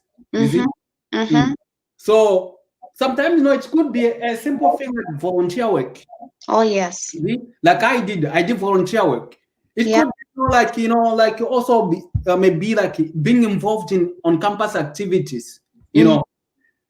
Going to homeless shelter, to help some, like to feed these people. Maybe like just giving, food to the street kids. Volunteering at a certain NGO in Zambia, wherever you are. All those things, they power up and they can set you apart. Yeah. You see, so that's another secret, that I've seen that a lot of That's students know. that's very true because a lot of people say I have 6 points. A lot of people can have 6 points, but how about if they only want one person? You all got 6 points, so there has to be a distinction. What accompanies your 6 points? That's a very valid point that you've raised over there. You can go ahead. Yeah. So apart from that, I also tell, like for example, there's one of my classmates, in high school, who told me that, Edson, like I want to come to America to study. And I said, okay. So I told him that, okay, what can you show me your academic credentials? And he showed me. I said, okay. Now, for me, before I can even help you with anything, first you need to take this test. I told him to take the SAT, the TOEFL, And the GRE, like if you're like, want to come to the, like if you want to do the masters. And he said, oh, I need to do all these things. And I said, yes. And I said, oh, no, like, is there another way? I said, there's no other way, because even before you apply, they're going to ask you about this. So you need to prepare yourself, So it just, you're just selfish. Oh, And wow. I'm not selfish, because I don't offer those scholarships to people. I'm just like a recipient like anybody else. So, so when you want to study, abroad, whether you want to come to the US or, you need to do your homework. Okay, what are some of the things that they require for me to be able to study in the US or in And on the a UK? lighter note, Edson, Muela says, are you ever going to finish school? Please borrow me your brains, I beg. This is a huge motivation for us, Mwe. Yeah, and you're still young, Muela. You pull up your socks. Pull up your socks and start packing those degrees, huh? Is it more like New York? Huh? Yes, Oh, yeah. the dancer, that dancer. Oh, you remember? Yeah, Oh yeah. yeah, Balasha Zana Bamuela, Love right? to dance, yeah. Mhm. Mm. Yeah, so like for me, that's what I did. Like I did all these. Yeah. So I'm gonna finish soon. Like I wanna have probably a year and a half to finish my PhD. So right now, what I'm doing right now is I am teaching classes in psychopathology. I'm teaching courses in mental health, and I'm also doing the research. So my research focus is on mental health disorders, and my with the focus on refugees and migrant population. And the other thing that I'm doing is cancer research. So especially on HPV and female cancer screening.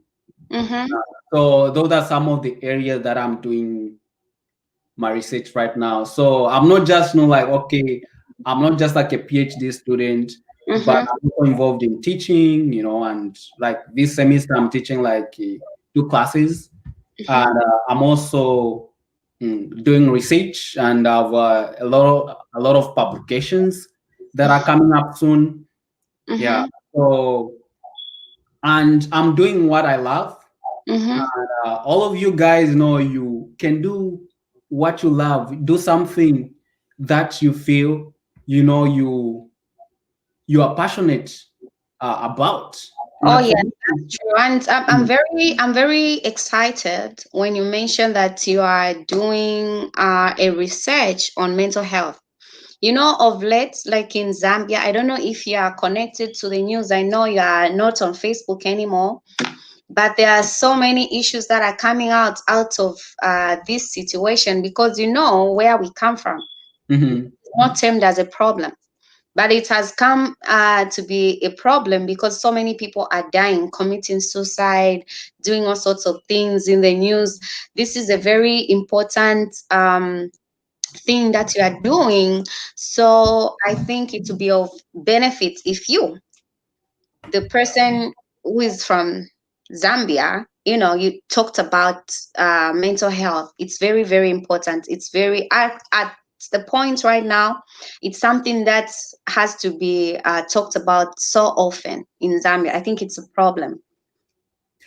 yeah, you are absolutely right. Mental health, is a topic that is not talked about a lot in Zambia. And some people associate mental health, with stupidity, with evil spirit, and some other, unpalatable things. But the reality is that mental health, is a condition. Just like you may have, physical conditions that may be like a disease. So mental health is a disease of the mind, and that can be rectified. But first of all, before we can do that, I believe that we really need to have an awareness. Yeah. mental health, because the stigma, you know, is It's the huge. one that is killing a lot of people, because they associate mental health with, with all these like spiritual forces and other things. You Mm-hmm. see. So I truly believe that in Zambia that issue need to be addressed. Yeah. And, that's like probably my future, Mm-hmm. like focus, because right now, I'm a little bit busy. That's Yeah. why, you're saying I'm not on Facebook, Yeah. because I'm trying to focus. We've been trying to plan for this for a very long time Mm, because of your mm, busy, yeah. mm. So if you can see this book, it's kind of like tell you about all kind of mental health disorders Oh wow. uh, Mm. that exist in the world. So Oh I wow. understand, when somebody tells me, they have like mental health problems. Oh wow. Everybody goes through the series of mental health problems. You see, That's right. even me, Mm-hmm. who I started this, I still have you know, moments when I feel like I'm going through these mental health challenges. So Mm-hmm. mental health issues, no, they come in different facets. Oh You yes. see, yeah, some, you just losing a beloved one. It could be the source of mental health. Yeah. Poverty. Yeah. Losing a child. And losing a job and other things. Those things have got the potential to elevate mental health Oh problem. yes. That's Mm, right. mm. Mm-hmm. Mm-hmm. So we really need to like talk about mental health, and that's why I'm doing mental health research. Oh yes. And since I started doing this, it has helped me to understand, what a lot of people do not understand and what they are taking for granted. Especially, yeah, they laugh at people. Say, oh, your phone, what? Yeah. So Yeah, mhm, exactly. Mm. So that's right. all those people like, amashiru ngamama na cha amashiru, for example, like but what about Torif into Kuzambia? Eh? Mm-hmm. Mm. Those Mm-hmm. are those are like mental illness. Oh Mm. yes. Mm. That's right. Mm-hmm. We have William here. Hi. He says, great inspiration indeed. Education is truly an equalizer. Liking your humility. Keep up the good work and wish you more of God's blessings, Edson. You are next. You have a very good story, William. I know. You love books just as much as Edson does. Um, how's Australia this time? I don't know what time it is. Thank you so much for joining me. James also says he loves the other research topic that you've taken up, the research on, Cancer. yeah.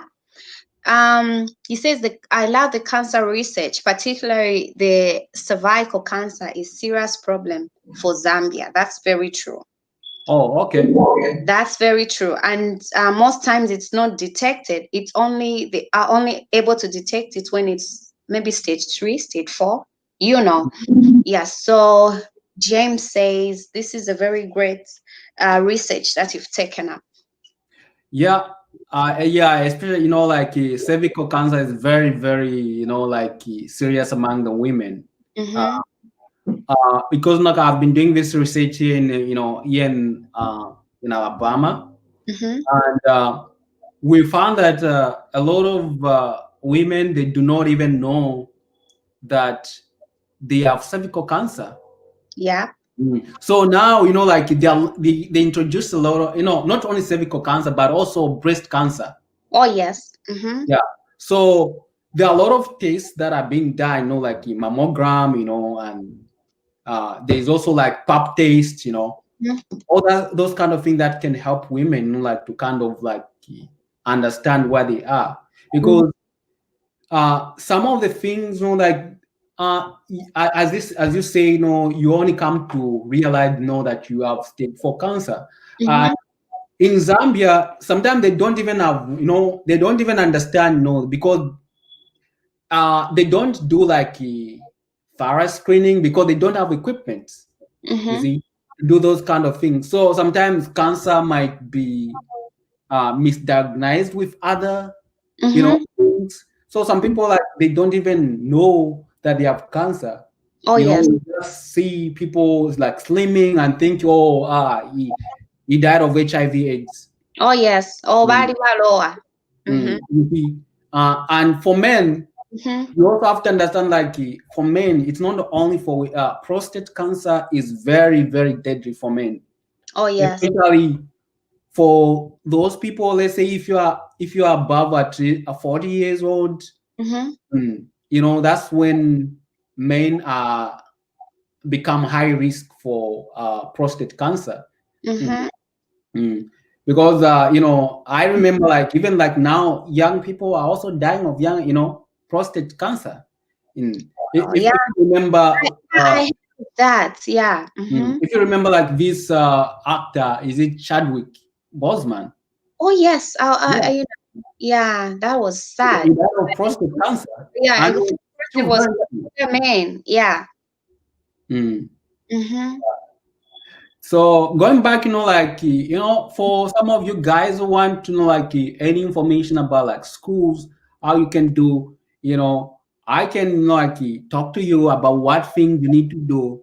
Let's say, especially to get the scholarship in the here in the US, because I've been in academia for quite Mm-hmm. some times, so Mm-hmm. I understand how the system works Oh yes. depending on how the program that you want to study, because sometimes you may want to start something, but you may not have they may not have, like, scholarships available for the international students. Mm-hmm.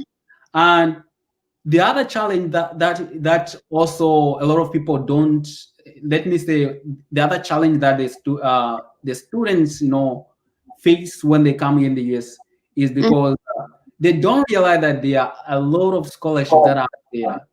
Mm-hmm. Those scholarships are not revealed until you apply and you are accepted as a student. Mm-hmm. You see, so there are plenty of scholarship here in the US that are designated for international students, but it needs a lot of efforts. You need to put a lot of time, to be able to understand how to access those scholarships, and you need to talk to the right people.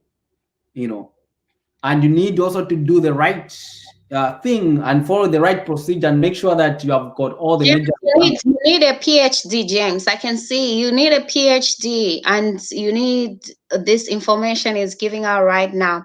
William, oh, it's already 7 a.m. in Sydney. Thank you so much. You guys are doing reunions in there. That's great. All right. So you continue so that they can hear for Oh, themselves. they're in Sydney. In fact, was it in 2012? I was in Melbourne. Oh, you were in Yeah, Sydney? I went to Melbourne, not Sydney, Melbourne, Or and to then Hobart. Is it Hobart? This like an island. Oh, really? No, I don't Yeah. know Australia. Oh, wow. He's Yeah. as learned as you are. He loves school like you. So Is it studying? James wants to join the PhD master's wagon. So he has to listen attentively to this. Yeah. Yeah. So especially now with the PhD programs, and if you want, like, to like to start the PhD programs, it's much easier to get the PhD scholarships than any other degrees, especially in the US. Mm. Oh, Yeah. wow. In fact, I just sent you. Do you remember? Do Yes, you see yes, the yes. I've seen it. Yes. yeah Mm. the one that I sent? So they are looking for people, to apply for the programs, Oh, and yes. Yeah, I've seen it. mm, yeah. So PhDs, you have a lot of opportunities not to get the scholarships Yeah. Mm-hmm. and a master's or a bachelor's degree. Yeah, a bachelor's degree is a little bit tricky, but masters and I can't say it's tricky because you got your way through it. You got so many bachelor's degree scholarships to look to choose from. So that means there are still opportunities for people who are interested to learn out there. Yeah, What exactly. you are saying is just for people to apply and Hmm. follow the procedure. Yeah. Yeah. Yeah. Also, like in Australia, in fact, I got like I got like a letter from the university is it in Melbourne. Mm-hmm. They were asking me about, like, okay, if I wanted to apply. for the PhD. I said, no, I'm not gonna go to Australia.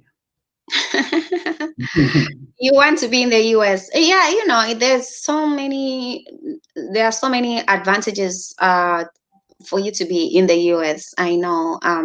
Australia is also a good country. It is good. But Mhm. again, it all comes to what do you want, like in Exactly. life, and where do you want to be?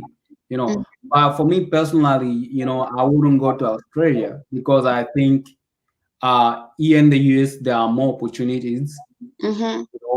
Especially even like for you to work and succeed in your career than Mhm. if you're in Australia. Australia now is also a good country, but Yeah. I can only speak uh,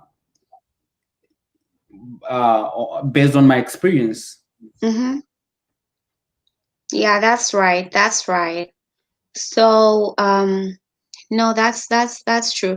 I really need scholarship in any part of the world. Please, I need to understand. Oh yes, that's the information is given right now about how to.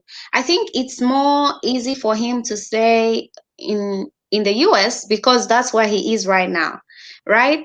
Um, Sometimes I can get the scholarship, like information from other countries like Australia. Sometimes I get from Norway, England. They just send me, oh, do you know some people? So when those opportunities are available, I always like send like people. So um, for example, like today, like there's that opportunity that I just sent, and yeah.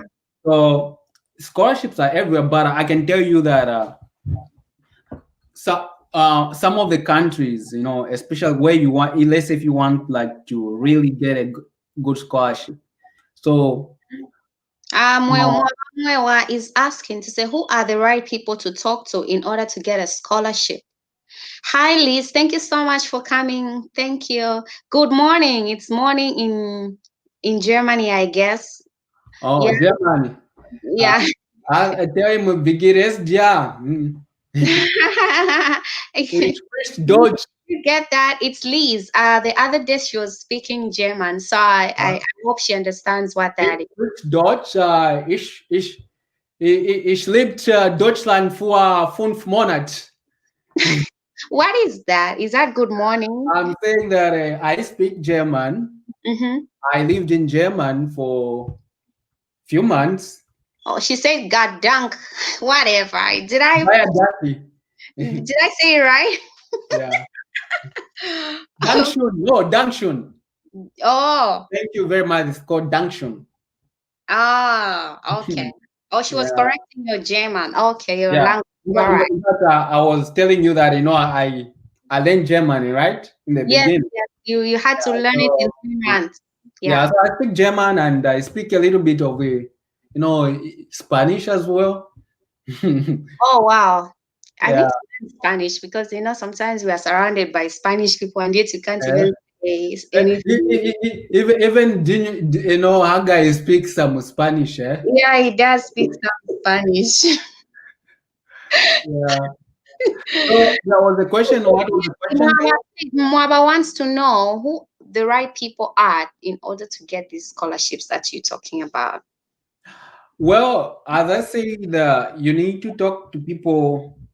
Yeah, like who have gone through the same process, like myself. Like I helped a lot of students, Mhm. international students. But as I said, I hope for young people to be here to see and to participate in this because that's what they need. I can't see most of them. I don't know. It's because of the time we confuse people, or I don't know. But I had to yeah, do that to broadcast so that we can have as much young people as possible, so mm, that we can have as many people as possible who are learned. Then we have a better country. Hmm. yeah. So as I said earlier on that, first of all, you need, Oh, like that would be great. Thank you so much. Liz wants to share the story on her community pages. So yeah, you can go. You can go ahead. mhm.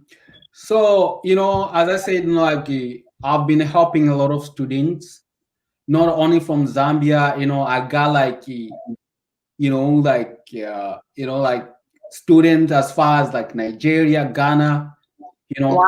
those were committed. And there's one student right now who just got Look at accepted. you, Marcus. You stay tuned and just, see, you didn't come to this broadcast for by accident. You came here for a paper, so you have to be attentive and just get what you have to. Yeah, you can go ahead. Yeah. So right now, like I've been helping one student, like she's very motivated, from Ghana. I she told me, okay, you know what, she found me on LinkedIn, and I said, oh, I found your story on LinkedIn, and you've been doing this, so like how can I do, to come to the US? And I said, okay, we need to sit down together. And she, like, because I need to see your credentials, Oh you see, yes. before I can like do anything. And I organized Zoom, and we talked. I looked at her credentials and everything, and I can't advise her, how she should apply, and she got accepted. Oh wow. Yeah, so she's gonna come like in the US like in January, because I was able like to find like the good fit for her. Wow. So that's what I'm saying. Like, and also like then the university, they also gave her like about 4 different scholarships that she can apply to. Wow. Mm. She also had to choose like you did. Okay. Yeah, and then like so, and I edited all our letters. You see, Wow. like, and then she asked me, oh, if I can help her to edit. Nice of you. So I This edited our letters, and yeah. mm, she submitted. Mm. So probably I think she's gonna come in January to start her master's degree. Wow. Mm. James, So, did you hear that? Mm-hmm. mm. So like all circumstances like differ. So it doesn't mean like, okay, just because that student like he was accepted like everyone. So it depends on what you present. You see. Oh yes. And so for me, I cannot guarantee that, okay, when you talk to me, you're gonna get a scholarship. But me, I can give you the information, but 99% it's about you, how Oh you yes. present. Mm. And there was also another guy from Zambia, Mm-hmm. you see, that I, like he applied, for, in fact, he got like a 50% scholarship. Okay.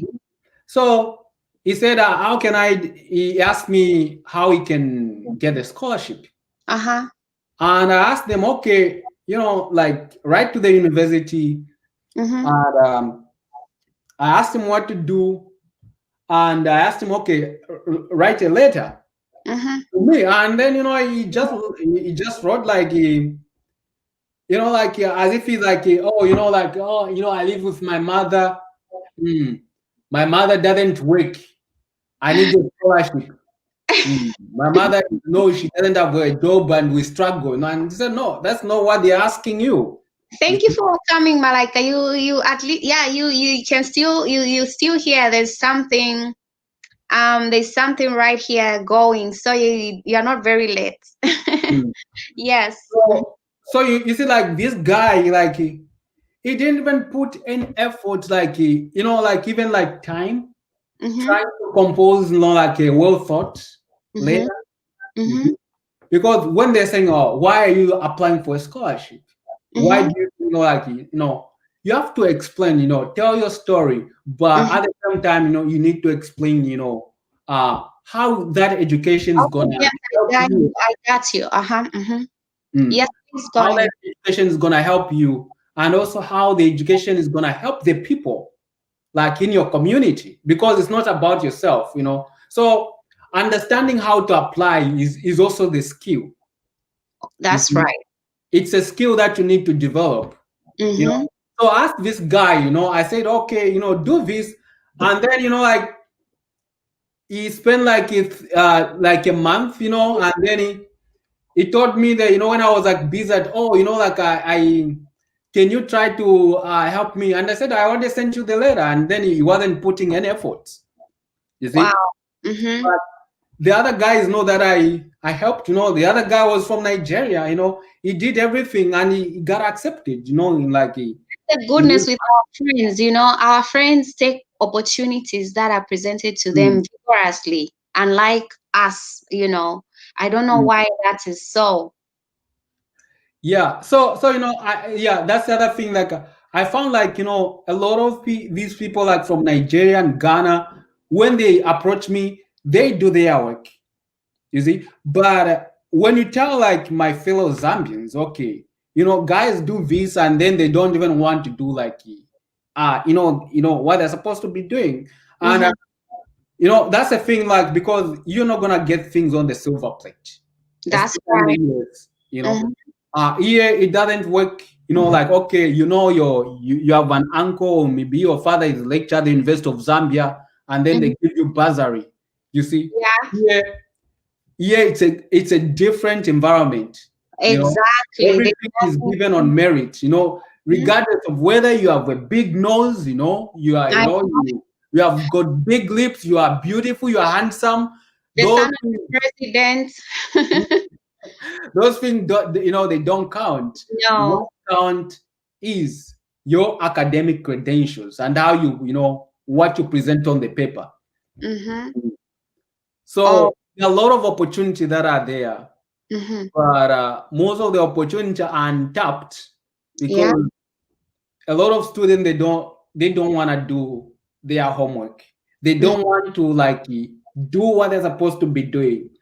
Because even me, like I can help you. Okay, visit the scholarship that are available, but you need to do your part as well. Mm-hmm. So I'm ready. Like I'm always open to those students Mm-hmm. who are who might see that they are working hard, you know Mm-hmm. but if you are giving me an impression that okay, you know what, you don't even put efforts in what you're writing, don't expect me to put any efforts in Mm-hmm. your work. You need Mm-hmm. to motivate yourself to do those kind of things. Mm-hmm. Oh yes, Liz says it's so true. We Zambians want all to be done by people connecting them. Yes, like I was saying, they just want you to connect. Say, oh, this is a table, this is a desk. You sit here, I've connected you. They don't want to do the background work. Like we have seen, we've heard his story. He had to do all he had to do to get to where he is now. So, the people, us Zambians, it's us, he's there, he's paved the way for everybody else. So I don't think he cannot share the way he's been sharing. That's a time, the opportunity to come through.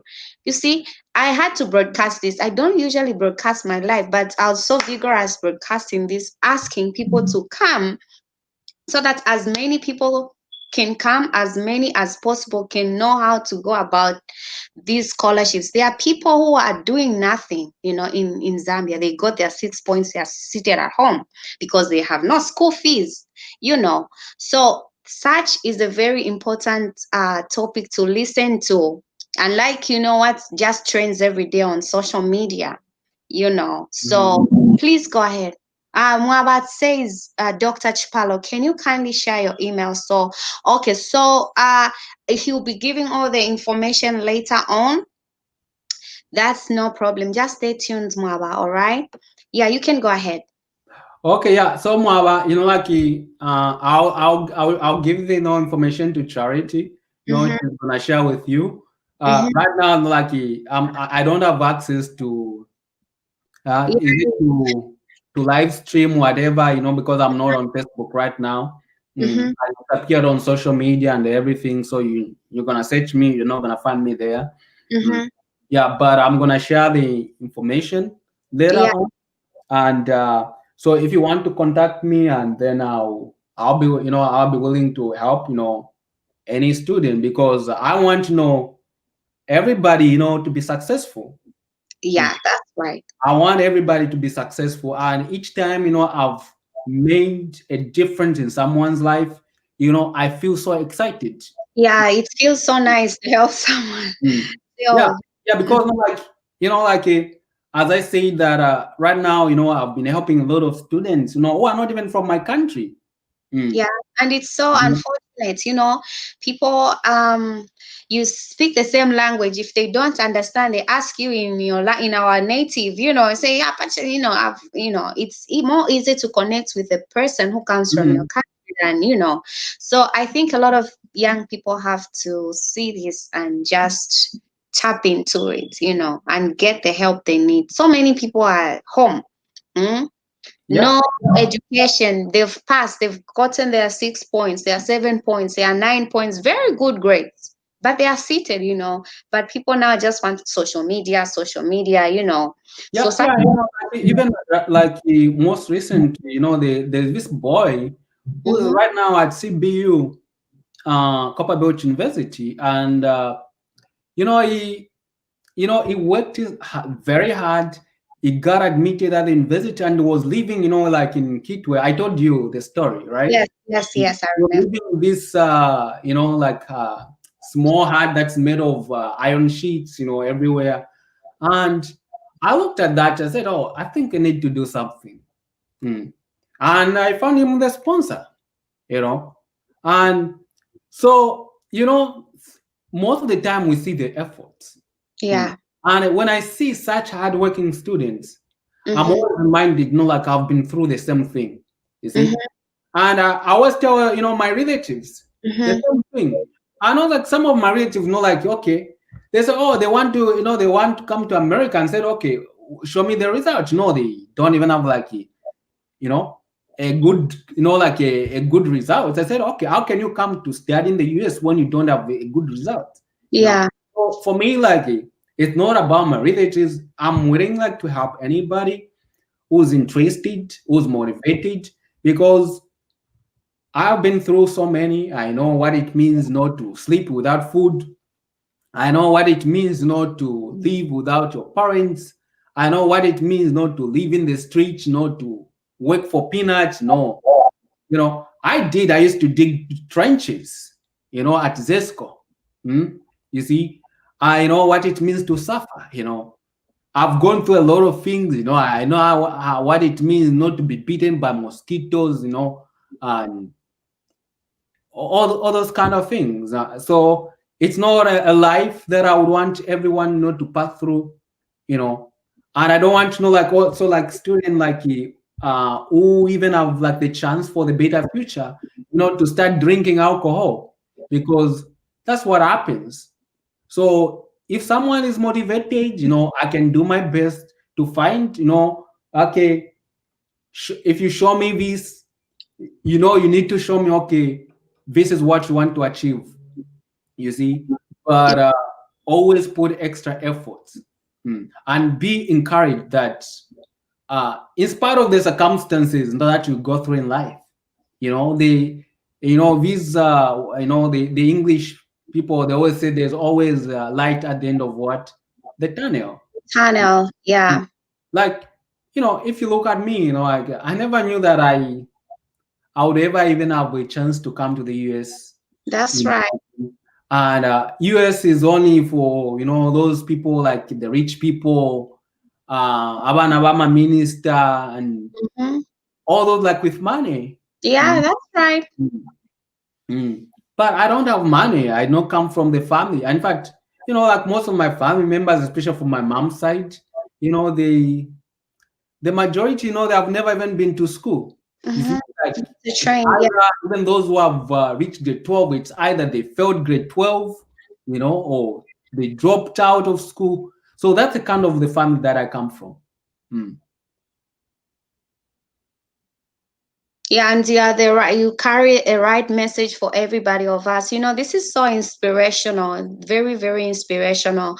Guys, if you've got any other questions, you can still ask him. This is so very, yeah, you can just type your questions, we'll be able to see them. This is so very, very inspirational. What a life. What a Mm. life you've lived. So many people. We come from Zambia. You know how it is. A lot of people have your story. They were born in the village, schooling in the village. They've never had opportunities. They've just remained. They don't want to think outside the box like you did. Okay, if you did not think to say, you didn't have a vision, you could have remained back there. By now, Mhm. you could have been in the village and having maybe 10 children. It's been, Yeah, but yeah. That's what happened. Like most of my friends, they think they are married. They have like 3 or 4 children nowadays. Yeah. Mm, That's mm, right. That's all there is to do. If you have if you, because even in Zambia, the bursaries, they are not given to a lot of people. Just a few are able mhm. to get those bursaries, either outside the country or within Zambia. Just a selected few able to get.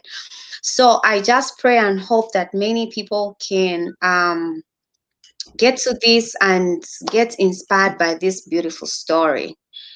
Um,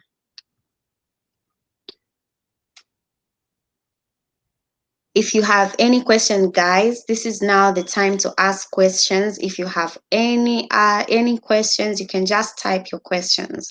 I know Mwaba asked already about how to apply and everything. So yes, Malaika says people are lazy. They just want free things. I'm asking. That's true. And especially if they hear that, no, you are in America, they think money grows on trees. Edson, can you talk about that? Eh? Oh, oh yeah. So that's another thing, and Mm-hmm. probably that's another reason I'm not on social media Mm-hmm. nowadays because you get all this pressure from relatives. Each time, like they think, okay, just because you're in America, you just making money. But I can tell you that the reality is different here. Mm-hmm. So for someone to make money, you need to work it for it, you Of know? course. Yeah. So when somebody sends you like $100, just understand that $100 probably worked. It was a in- day of hard work. Yeah, it probably worked, I don't know, 5 or 6 hours, just to make that. You see. Mm-hmm. Or So 12, mm, or 10. You mm, who knows? Yeah. mm. And things are very expensive. Sometimes, like people, they misjudge. Okay, say, oh, you know what? If I go in the US, I'm gonna make this amount of money. But guess what? Things are very expensive here. Mm. Because, for example, like some of just like rent here is like maybe like more is like a 4 month salary for someone there. Exactly. That's Mm. true. Mm-hmm. So you can make a lot of money, but the living standard is also very expensive. It's high. Mm. Yeah. So someone who gets like let's say $2,000 a month, and someone who gets maybe like 500 kwacha a month in Zambia, the life might be the same. You see, Yeah. because of how much money you have to like to spend, just to meet the living uh, expenses here in the US. So money does not grow in the tree. I also thought the same when I came here, Mm-hmm. but for some of us who have lived here for a long time, we understand that. So when your relatives telling you that I don't have money, Mm-hmm. understand that they don't have money. Mm. That's right. And we also struggle like anyone else. We need to go to work, Mm-hmm. to be able to make money. And Mm-hmm. some of us, like who are like researching, I need to go and work, do the research, you know, Mm-hmm. for me to be able to get paid. Oh, You see, yeah, that's true. and so on and so forth. So, That's very true. Tandy is asking, listening to your story, she says, how do you keep yourself so motivated? Academic work involves constant pressure to perform. How do you keep going when pressure rises? you mean like pressure from what? Like she's saying, you have two things: you're working, you're doing your academics. How do you balance the two? Like, how do you, and what makes you motivated to do these things? What pushes you to go, to keep going? Yeah. So what makes me motivated first of all is because I do things that I love, Mm-hmm. not things that I'm forced to do. Mm-hmm. So as I say, like academia for me is part of my life. So I consider school, let's say academic environment to be part of me. Mm-hmm. I'm surrounded by it. So Mm-hmm. I'm part of it. So I don't feel that pressure. And then the other things on my involvement, like volunteer work, running is also part of me. You Yeah, see? Yeah, you've Mm. been running a lot. I'm a And runner. I'm an athlete. I know. Oh, that's the other thing that I forgot to mention. oh Yeah, yeah, you've won so many awards for these colleges. yeah. So So I yeah. am like, I'm also an athlete. Mhm. I run, marathons, cross country, track and field.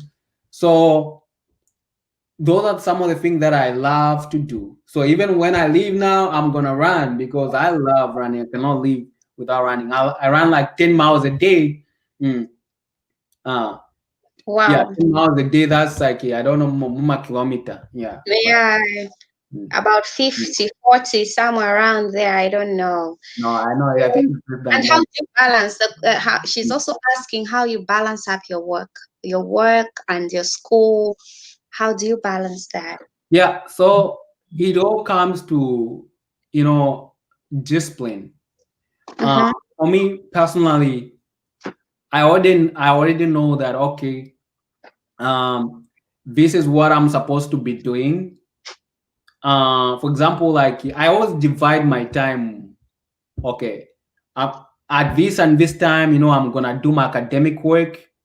Mm. At this and this time, I'm gonna run. At this and this, I'm gonna write my assignments. At this and this time, I'm gonna do my research. So it's about how you manage your time. Mm-hmm. So for me, like I have a routine, where I kind of follow that routine all the time. Mm-hmm. When it's time for academic work, when it's time to study, I switch off my phone and I don't respond to anything. Mm. If it's time for running, yeah, I'll go for run, but I come back, I take a shower. I also spare time not to watch TV sometimes. You see? Mm-hmm. So trying to find a balance, because you have to understand that when you are working or studying, you also have other lives, you see, that you shouldn't neglect. And that is very important. So for me, it's just about time management, and I'm very good at uh, time management. How I do things. Because I have a structure. Mm-hmm. Mm-hmm. So do you ever think of quitting? Sometimes say I'm tired. Let me, you know. Yeah, yeah. There has been like times. Yeah, you say I have a bachelor's, I have a master's degree, I have this, now I'm doing this. Probably I can get a job, because you can get a job right now, which can pay you so much money. So, like Tanzi said, there's something that motivates you. Mhm. Yeah. So what's the question? No, she was just talking about motivation because you can Mhm. easily, at your where you are right now, you can get yourself a very good job without you having the hustle to study. Yeah. Yeah, yeah. Yeah. So that's what I'm saying. Like for me, like I'm also working. The research is work. But Mm-hmm. guess what? Like I'm trying like to, because like research is embedded in my academic work. You see, so it's like I'm cleaning different things with one stone. Mm-hmm. Because all these are like my academic work, my research, my teaching. They're all embedded in one thing. You Oh see, yeah, yeah. so it's like doing the same thing. So that's also my work. You see. Okay. Marcus says, can someone who completed in 2015 still qualify for an undergraduate scholarship? Oh, that's a very, very good question. Mm-hmm. So if I can tell you myself, Mm-hmm. um, when I completed high school, I didn't go direct to college. I spent, like probably 5 years, like as I told you, like volunteering. Mm. Mm-hmm. And I spent probably like, I think it was like 5 years or more, even like come like 6 years before I went to do my undergrad. Mm-hmm. So it's not too late for you. Mm. Is it? It's not too late for you. So the only time it's late for you is when you decide not to start. Mm. Because what you have to think about it, a lot of people will be giving you this discouragement. Like I think I remember when I started my undergrad, I was like probably 20, 24. Yeah. 24 years, like 24, 25, 26, 27, 28. You know, like I almost like, yeah, 28 by the time I had my undergrad.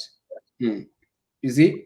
And if you look at 28, a lot of people, they have already completed like mm, That's their true. Yeah. masters or something. Mhm. But uh, some people would tell you, oh, you know, it's too late for you. You know, you don't need to go to college. Look, by the time you'll be finishing, let's say, uh, your undergraduate, you know, you'll be 30.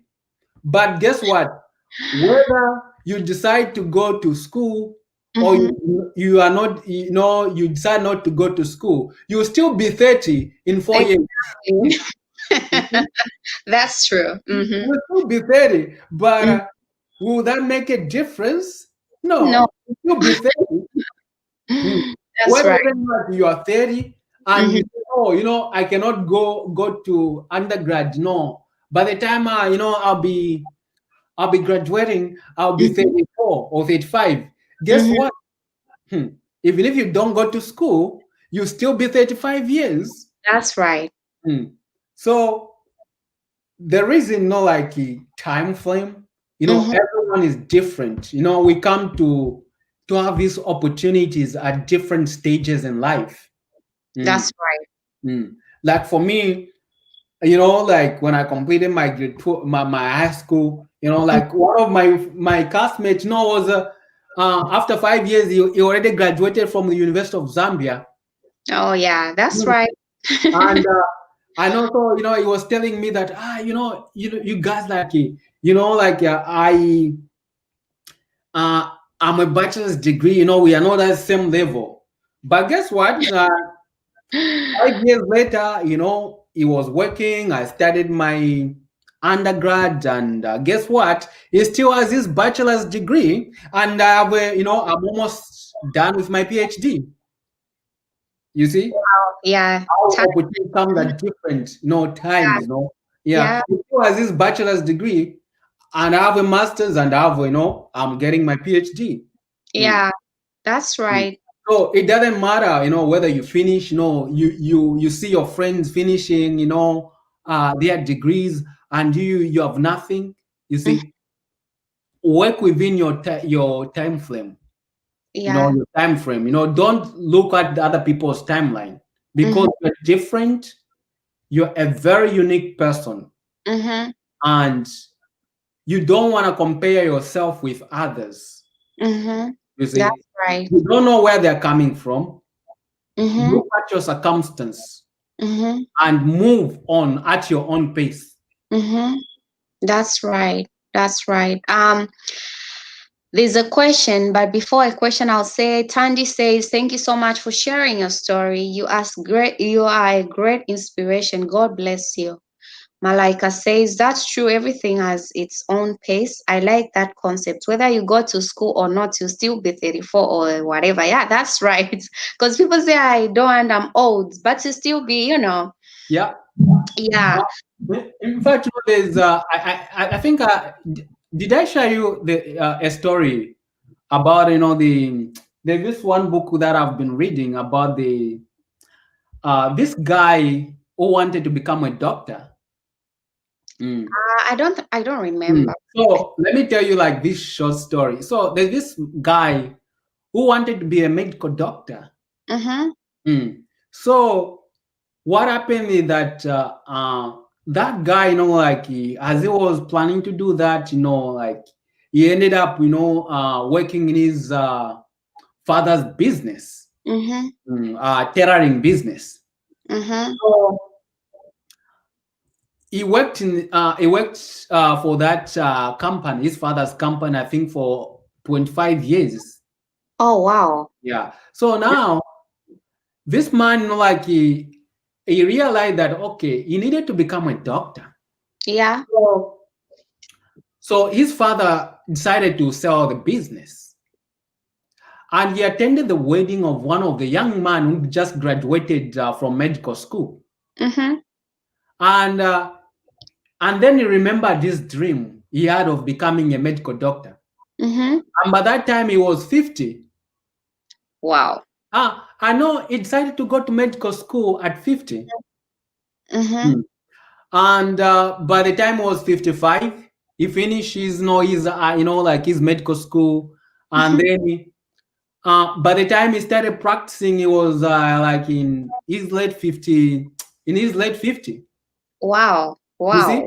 And so you see, so probably like he still have like probably about like Mm-hmm. 20 years or in his career to Mm-hmm. practice as a medical doctor. So if somebody at the age of 50 Mm-hmm. can decide to go to college, how about you is like still 25 years, you see? Mm-hmm. So dreams, uh it's about you. If you want to achieve something, you know you're gonna do it, because age is just a number somehow. But as long as you have life, you can pursue all your goals, unless you're like in your 80s or 90s. Mm-hmm. Then you can say, but if somebody at the age of 50, they Mm-hmm. can go to college, or university to study, you can Mm-hmm. also do it. 25 years, you are still young. That's right. That's true.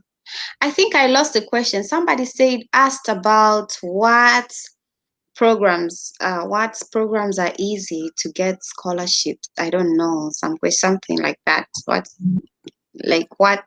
Which one is easier to get? I don't know. I can't see, but it said something like that.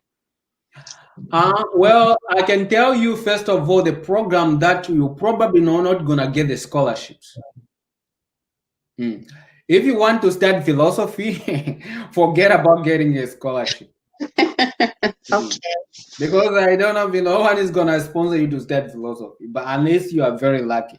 Mm. Uh-huh. Mm. But other programs, I can tell you that each the scholarships are determined by the university where you attend and you want to apply. So always make sure that when you are searching for the university, they have the right scholarship for you. So it's not the thing that I can say that there's one way of getting scholarship and which programs are easier and which programs are not easier. You see. Mm, Mm. So each circumstance is different, and it depends with the school where you're applying. There are some schools that may have scholarship in a specific program, you see. mm-hmm. uh, for example, if you want to go, let's say, at Columbia University, Mm-hmm. you see, like um let's say those people applying the School of Education, you Mm-hmm. know, the College of Education at Columbia University, they are very generous when it comes to scholarships, you see. Okay. But if you are in business and other programs, you Mm-hmm. see, they don't offer like scholarships, you see. Mm. And there's some universities like John Hopkins University. If you want to go like in medical school area, there are Mm-hmm. plenty of scholarships that are available. Mm-hmm. Mm. And let's say if you want to go like a law school, Harvard, they have got like oh no, sorry, Yale. Yale, Mm-hmm. they've got like a lot of like scholarship for that. And if you want to study economics and some other program, I know some college like Williams College, they've got all those like good scholarship for that. So each university is very unique. So before you can say, okay, I want, if you say you want to study a specific program, so you always have to find out, okay, look at that university. Mm-hmm. They have the program that you're interested in, Mm-hmm. and also like look at the scholarship that most of the time they even list the scholarship that are available, you see, but they can't tell you, okay, like every student get them. Mm. Mm-hmm. That's You need right. to make that, like, okay, this university, they offer ABCD program, and I'm interested in this. So all the schools are very different. Oh wow. Okay. And James asks to say which ones are easy, distance, full time, or online. One of the thing I can tell you that you're not gonna get scholarship for online courses. Mm. Okay. and distance right now it's just like online. So Mm-hmm. most of the time, the scholarship that are valuable, 99% for full-time students. Mm, Okay. mm. All Yeah. right. So like here in the US, full time, that means you have to take about 4 classes. That's like 12 credits. Oh, So mm, online, like I'm not familiar with online, but it's rare that you find people getting scholarships based on the online classes. mm-hmm.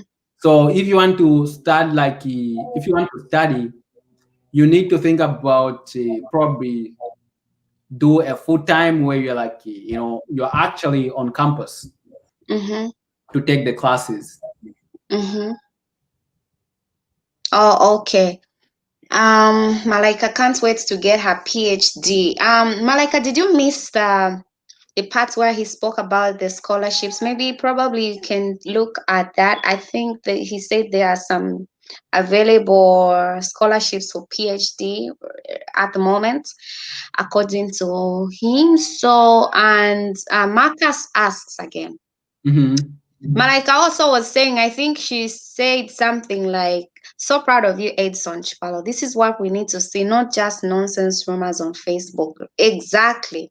So many people are, admiring things that are not of value. When we have such stories to inspire people, now everybody can say this one is my inspiration. Everybody, people here nowadays just see something on social media and say, oh, you are my inspiration, you are my inspiration, just because someone acquired something. They don't even know how they got those things. So Malika is just applauding Hmm. you for that. So Maka says, wow, thanks. This is really encouraging. I have 8 points. So you said I need to sit for SAT, GRE, and what else? So what has he done? Because, like I need to understand what else he has ever been to the university or what level of education he is Uh, at. I'm made to believe that he just completed his grade 12, and I don't think he's gone. But Marcus, if you're still here, have you done anything since you left school in 2015? So if you are there, please answer that question so that we know. Okay, what we can do is for those students who are really really interested to understand how to apply, because I need to see what they have done. It's an individual, you know Yeah, because here I can't see like them, like a one-on-one conversation. mm. Yeah, So probably we need to maybe if I can set up Zoom, you should be there as well because they're very good at coordinating. So where they can have an yeah, we can do that. opportunity to ask questions, so that they talk about, because I need to understand your background, what you have done, and then what Mm-hmm, you want to study. That's mm-hmm. when I can kind of try to help how to answer that question. Mm. Okay, all right. That's right. And James is asking, is there anything like scholarships for electrical and electronics engineering or any other engineer? James, how did you move from medical field to engineering now? What happened along the way? So he's asking if there's any scholarships in the electrical engineering field. Yeah, as I said earlier on. Other forms of engineering. Mm. So is it talking in terms of pursuing a bachelor's, master's, or James, is it a master's? Because I know you have you are pursuing, I don't know, master's in what? I think it's master's. He wants a master's because I don't know. Are you starting from bachelor's? I don't know. James, please let me know if you are here. James and Marcus, answer those questions. James, if you're here. Mm-hmm. mm. I don't Yeah, know. yeah. So as I say, I don't know if they remember, when I say it all depends, the institution where you're applying. Mm. Uh-huh. But or I can say, for example, at the University of Alabama, where I'm right now, mm, there are there are a lot of opportunities, especially for engineering students, and a lot of Nigerians who have come, to pursue their education, Oh wow, that's you know, encouraging. and there are a lot of Ghanaians who are like in engineering programs, Mm-hmm. and so what they do is sometimes, what they also admit students, but the good thing is if you want to start like engineering and you can apply for PhD, master's PhD program. You see, so while you are pursuing your master's degree, you can also get your PhD. So that way, like you have like access to the scholarship that are available on campus. Mm-hmm. So a lot of Ghanaian students, I've seen a lot of Nigerians who are pursuing their engineering degrees, Mm-hmm. and they're doing that because they also get what they call assistantship, where Mm-hmm. you work like 20 hours on campus, and then the school pay for your tuition and everything. But Mm-hmm. as I said earlier on, either you need to have your credentials available, like the GRE. You need a Mm-hmm. very good score, SATs, TOEFL, and all those kind of things. You Mm-hmm. see, because those are like the things that are required. Most of the time, I can even tell you that your grade 12 year, it doesn't really matter a lot. Counts. Mm. It doesn't really matter a lot, here in the US. Most of the time, like they will like look at your SAT.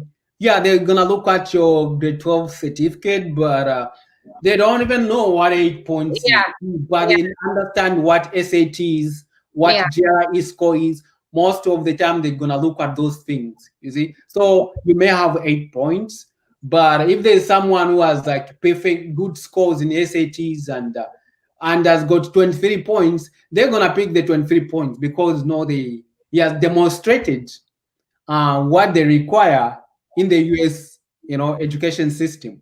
So meaning this is for everybody. It doesn't matter if you got 6, if you've got 8 or 20, as long as you're able to to do A's or A plus or B's Yeah, in the I have one of exam. my friend that I know, like he got how many 26 points. Mm-hmm. 26 points. He went to China to study electrical engineering because they have to take the required test. You see, Mm-hmm. like for you to be, if you pass that, then you can go to China. They don't consider your point, your grade 12. Yeah. Yeah. So as long as that he had like like just like a minimal pass, like, but he did well in the standardized exams. You see, Mm-hmm. and he beat all the people with 6 points.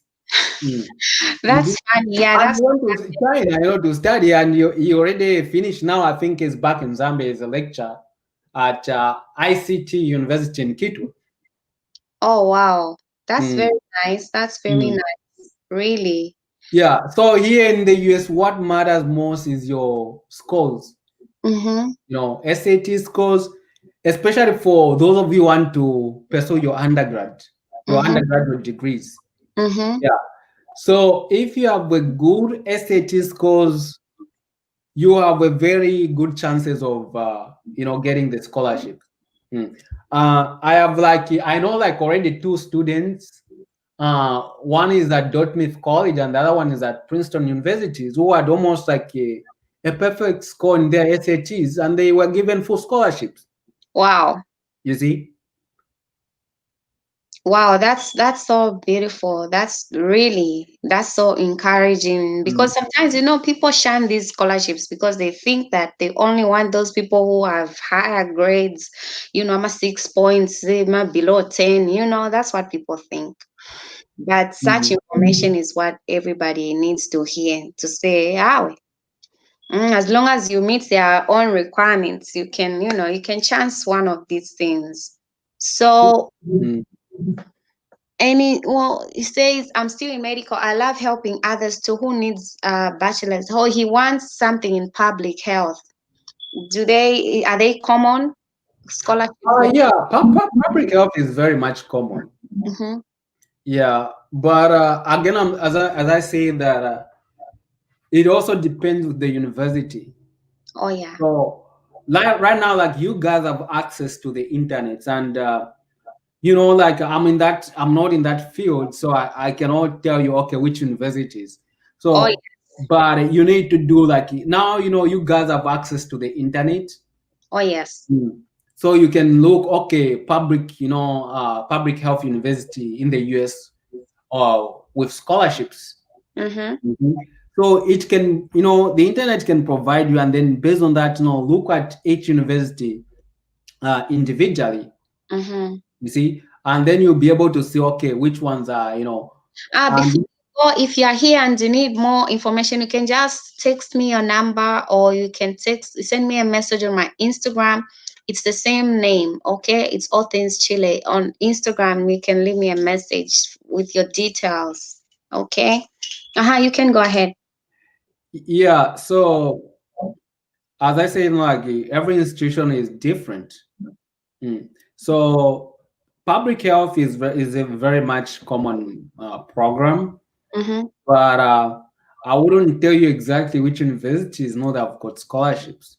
Mm-hmm. Especially another thing that you need to understand that even when you're coming to the US, you see, Mm-hmm. you are competing with already, like you are competing with students who are already here and who are US citizens.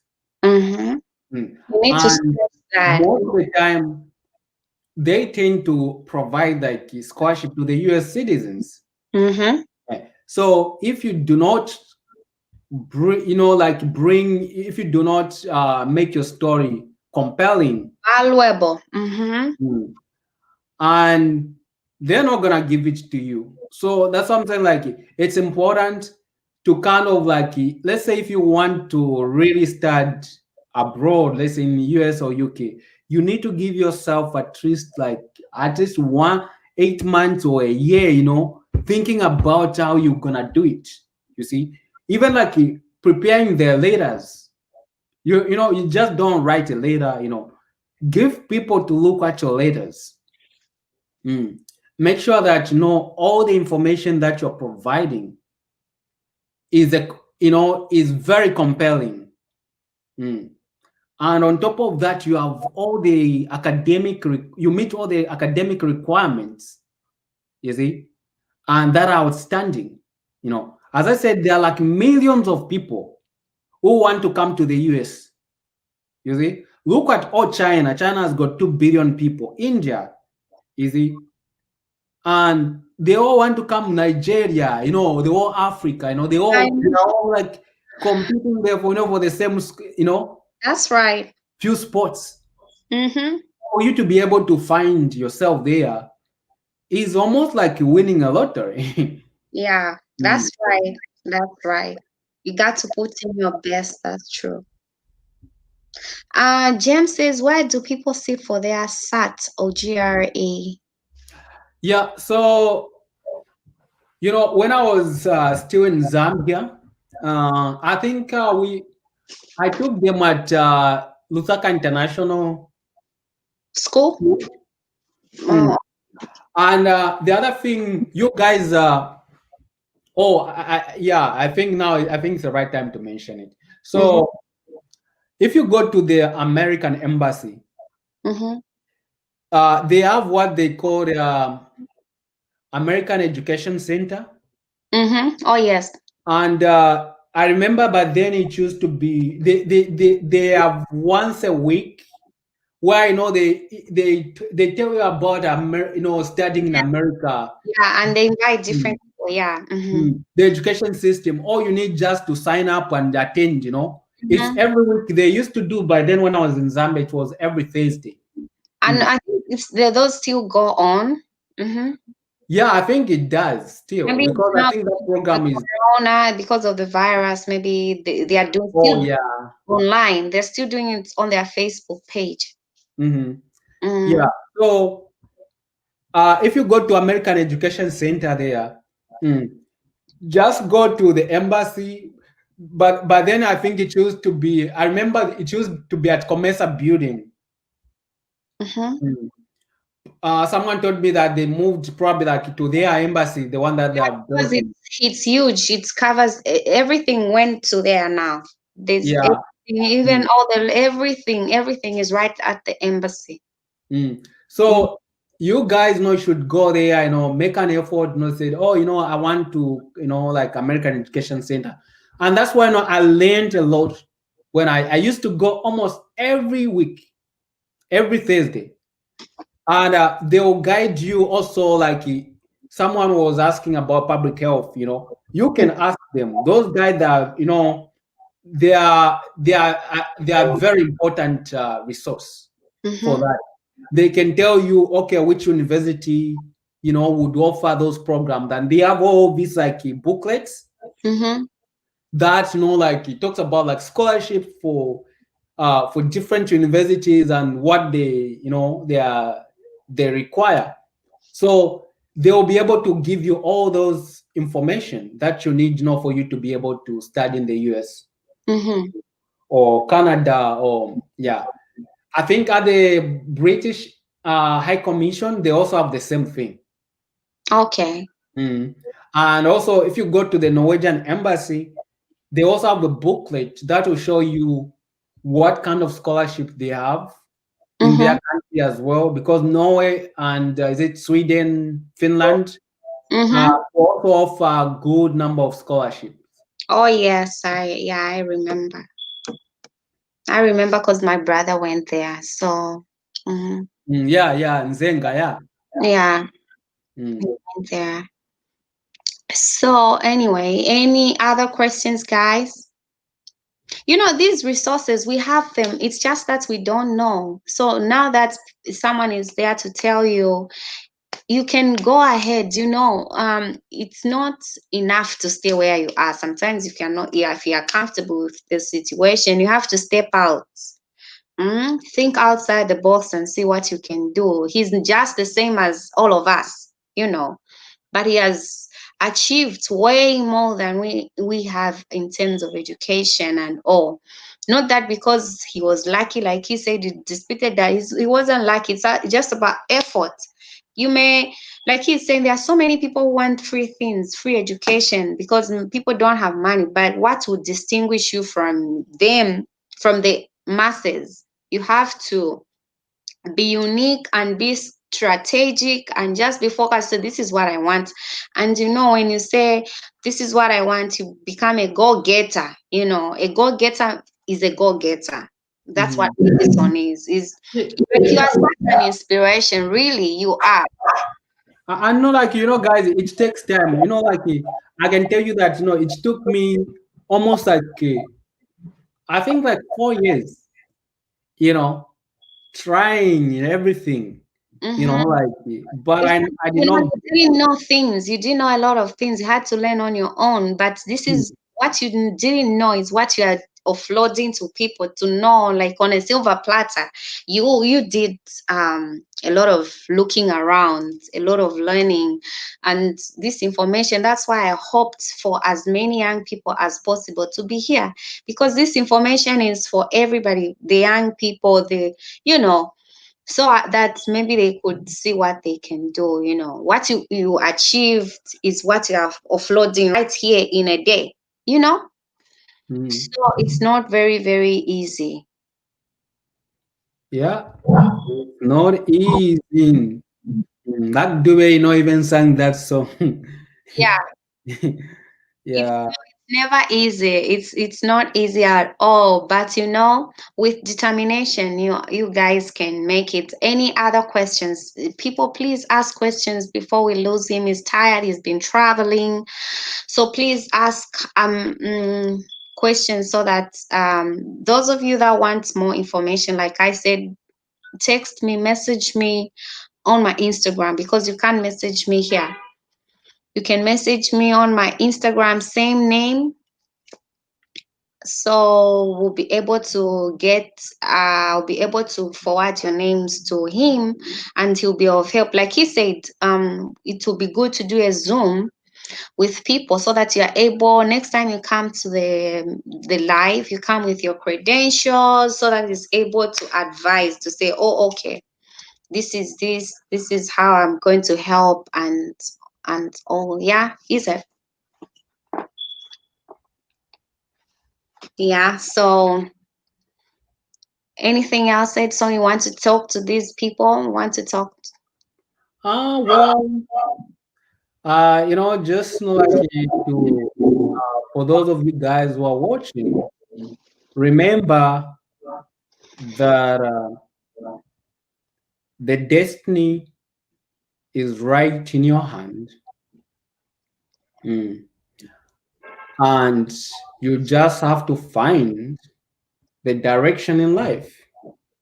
And that direction, sometimes, you cannot see it because there are just so many ways, you know, there are just so many roads that are waiting for you, but you don't see them. And, it's the same like me growing up. I never had any opportunities, but when I found the direction, I was able to follow that direction. So some of you might be at the stage in your life where you are looking, but you might not find. But just keep on walking, you'll find the right path. But Mm-hmm. if you stop walking, you are not gonna find the right path. Mm.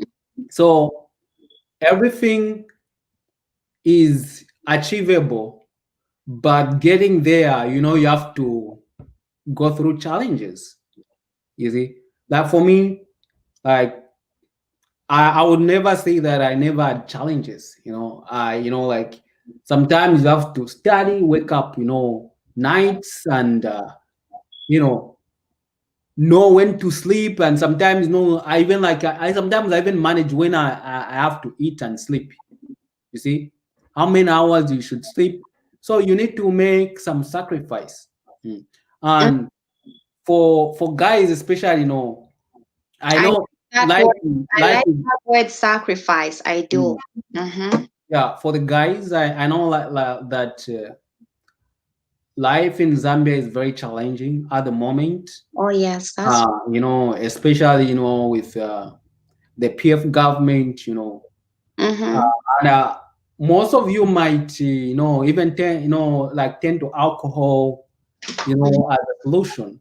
Mm-hmm. But always remember that when you are making those life choices, they are not the solution, to the problems, that you have. Uh, Even me, like when I completed high school and I had nowhere to go, and I thought about, no, I would have tend to alcohol, Mm-hmm. you So see, easy. Mm-hmm. so easily, and start mocking, start, kula for koleba mm, and other things. But, you know, I I kind of avoided all those kind of things. And for the girls, in fact, you are more even vulnerable, you Yeah. know, Yeah, to and you know, prostitution. they are seeing so many things on social media, and I pity, there are times I see Mm. certain stories, and I look at the comments. A lot of girls are saying, "Oh, you are my inspiration. You are my inspiration. You are my inspiration." And then you look at the person they are saying, "Oh, you are my inspiration." Oh my God, you just say, "Oh God, please help the young people." Yeah, so you go ahead. Yeah, so like with you girls, like you are more even vulnerable because Mhm, a lot of girls, like being used as sexual objects. You mhm. see, sometimes you may end up like like into this prostitution, but always know that you are more than worthy of being used as a sexual object. Exactly. And especially like with the girls. In fact, to be honest, like for me, if I had to choose like whom to help face, between a boy and a girl, sorry guys, but I would rather help a girl. Yeah, 'Cause- and unfortunately, I can't even see any of them here. You yeah. know. So girls know, because of their vulnerability, they are more likely to fall into these traps. Mm. Mhm. But for you guys, alcoholism and other things, also like try to also, like, let's say, even if let's say there are no jobs, but I know there are jobs there, like for example, as a security guard, or even like even like digging trenches. At least do something. You Mm-hmm. know, I used to do those things to survive. I also worked as a security guard. Mm-hmm. At this company called Magnum Force. Oh, I haven't heard of that name in Mm. a long time. I know, like we Was used to guarding at. like like yeah, Mm-hmm. play at night, the whole night, outside, with the And then, mosquito. I was so shocked when I saw their salaries. Oh my God. Mm-hmm. Yeah, Yeah. yeah. So you see all those kind of things. You can do something. Try to do something. Even like even like selling tomato. Into a wet market, but a lot of people they don't want to do that. Those things they would rather just stay and think, okay, this is life. Mm. Yeah, that's true. Yeah. So anyway, I think next the other question. Like people, I want you to talk about people, how people don't choose jobs in America. In Zambia, everybody wants a white collar job, Yeah. Yeah. Here, like we don't choose. Sometimes yeah, you can choose, but when you have like like Like per day, when you that's have why you money, know. Mm, people don't make it a big deal to say you mm. are the one who does the garbage, you are the one who does Yeah. that. Yeah, here, like no one cares about like any job. Even look at, let's say, in Zambia, if you're like a security guard, people look down on you. Yeah. But here, Yeah, no, a security guard, not like you move some of around them even have houses. It's just like a job like anyone else.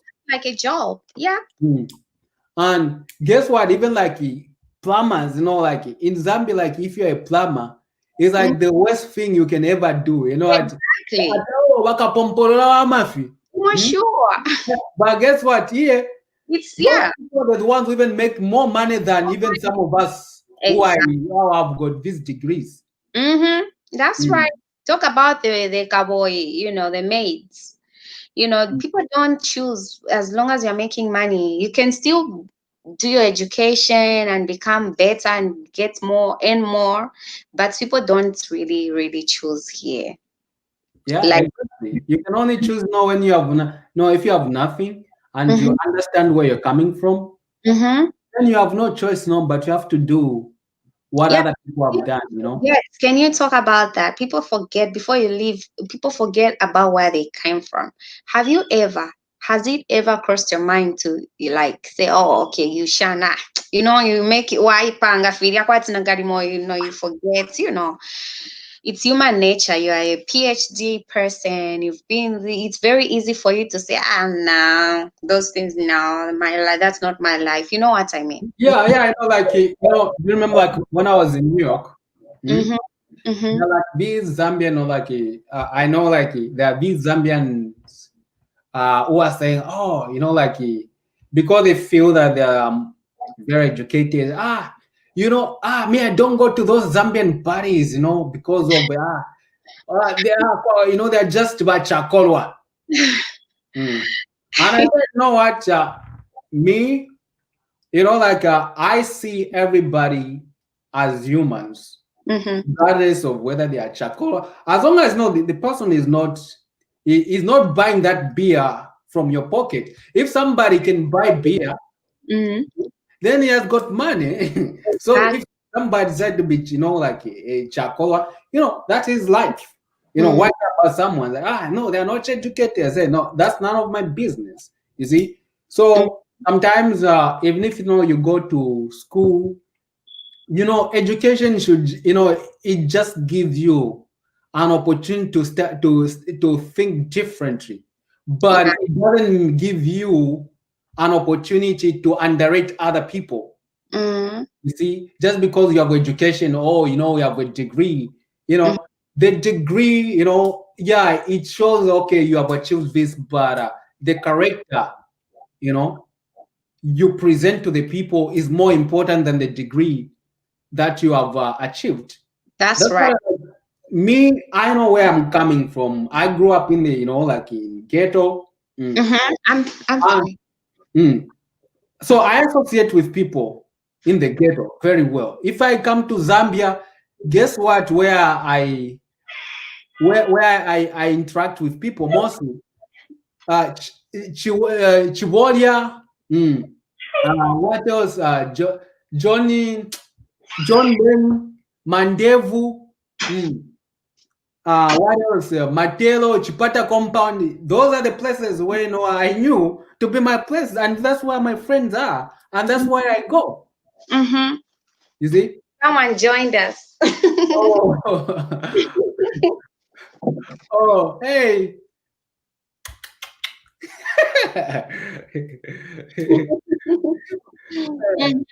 Alipandisha ya guy, eh? No, Bamedi. Ati Ellen Achani apo iwabuka. Why you mentioned that abuka nokubuka? Mwamonaka. So those guys who abaipanga bambibalaleka nokuryobwa say, oh, I stopped eating No why? They start eating shrimps like Haga is friend. Yes. Now, I don't know if he's watching us, whatever. He's watching. Huh? He's watching, yeah. Like Haga is friend who lives in Portland, yeah. Haga, your friend Chomba, even stop eating, wadi. So we are not, I'm not trying to say them, but no, we know each other. We talk about each other. So to see everything. Yeah. Anyway, that's very true. So cool. You have to be, the way you are, and like for me, I'm the way they are. I am. I don't just because I'm doing my PhD. I go to Atlanta, to meet with those Zambians dance. Oh yes.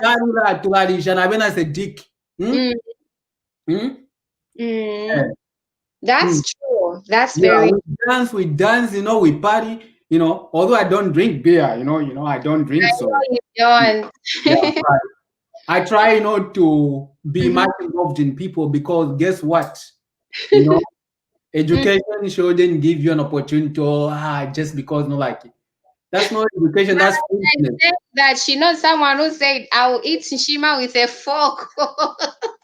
Who said that? How possible? Malika's watching her. She says that she knows someone who wants to eat shima with forks. How possible, sure? How can you? No, if we're to that man enkondwa, we eat enkondwa, when I came, I lived with my friends first. My friends, the white people. So we ate pasta. We ate the following day. We just eating, these English cuisines, and I told them, you know what? Take me. I want to go look for middle meal. What's that, Charity? I said, God, take me where they are selling cornmeal. Really? Then they had to drive me around. We looked for it till we found the yellow one. I told them, okay, this is close. I just want I want something like this. I just want shima. And then I prepared for them. I got some vegetables. I didn't find any, so I got lettuce. I made shima for them, and then we ate. Hi, she was sleeping. She just woke up, and I'm so glad she slept through this interview because there's no way I was going to manage. Have you seen what she's done already? There was no way I was going to manage with her. She was sleeping. Zane, look at your baby. She was sleeping.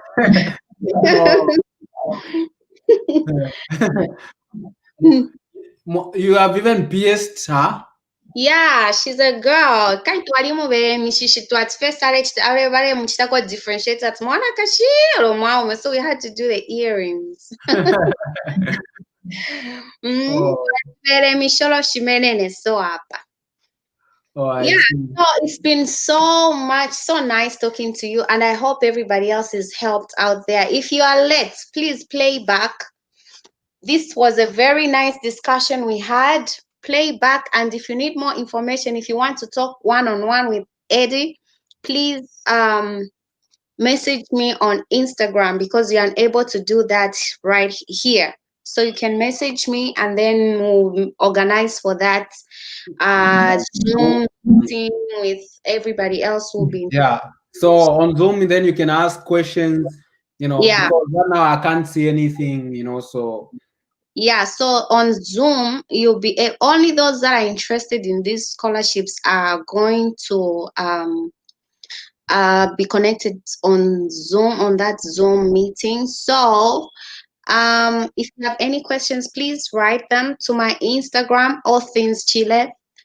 Leave your questions there. Any last words, Eddie? And you, the viewers, what do you want to tell Edison, those who are still here? We are about By the way, how many people are there right now? You see, like, people keep coming and going, so I don't mm. know. I'll be able to know how many people are here when we close the broadcast. Oh, okay. Mm-hmm. So I mean, like, can you see them on Instagram or? Right, right. No. When I end the right now, 9 people are online. Mm. Yes, right now I can see 9 people are watching us. Yeah, but I'll be able to know how many people watched at the end of the video. Yeah, yeah. So just tell those who are interested, Mm-hmm. they can give you like your contact information, and then I'm gonna invite them on Zoom because I only want like people, who are like really serious, Mm-hmm. and then we can Zoom together, and then Uh-huh. we can ask questions, and I can share all the information that I have. Mm. Mm. Mm-hmm. And also like there are also other things that I Mm-hmm. may want to talk about, but I don't want to bring them like in public forum like this because That's of right. I told you earlier on, because some people they take advantage Yeah, and start using this not to gain money. to get money out of it. And for me, I don't do this for money. Just 1 minute of her being here, she's messing my hair already. You see, how was I going to manage? God is great. Yeah. So is it like, as I said, I don't do this for money. Mm. Mm-hmm. I do this because I want to You help want people. to help So I people, don't yeah. want people, to be using those opportunities, like to deceive other people. So that's why I don't want to bring them. So those who are interested, you can Zoom with me. Then we can talk about. I don't charge anything. It's free information. Mm. Yeah, it's free information. And if you have people that didn't come to the live, please ask them to watch. When they watch, Michelo, yes, you've missed a lot. You can play back and get the information. Then you can message me on my Instagram. Okay, message me your contact and your information on my Instagram, because you can't do here. I may lose it. So message me on my Instagram, all things Chile. So please share with those people you know are serious about attaining this education, those that really need the scholarships. He's going to help them like one on one. Okay, he wants to help as many people as Mm. possible. Yeah, probably like just I'll probably like want to maybe to limit like to 50 people. Yeah, we Because can get because I yeah. want like to have like an opportunity like for people to ask questions, because if it's like just so many people, It will be very difficult. That's right. yeah. Mm, So just tell those people, and then once you tell me the number, then we can organize a day okay, and that's time. Yeah. great. So just invite people. It's you've heard only 50 people. So the first come, first serve. So if Mhm. you are here and you want the earlier you send me that name, the information, the better. And if you know anybody, you can still send the information. I'll be able to compile and give them to him so he can know how to help all of you. And when you play back the video, you hear what he said, what you need to do as you submit your name. Okay. No, just tell them, because like Then, some. yeah, because they have to hear you said a lot of things right here. They have to say their information, to say what their level of education, if they have done anything, Remember what you told Marcus to say, it's Mhm. very difficult. He has to tell you if he has done something before like before looking for this scholarship and all. So Yeah. people have Oh, yeah. I know the other thing, like probably like also make sure that okay, let's say for those of you be on Zoom, whatever.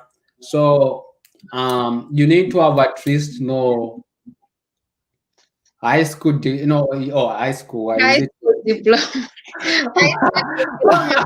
High school No, diploma. America see, also. you see how America is confusing us, yeah? It's so confusing. Hmm? Say high school diploma.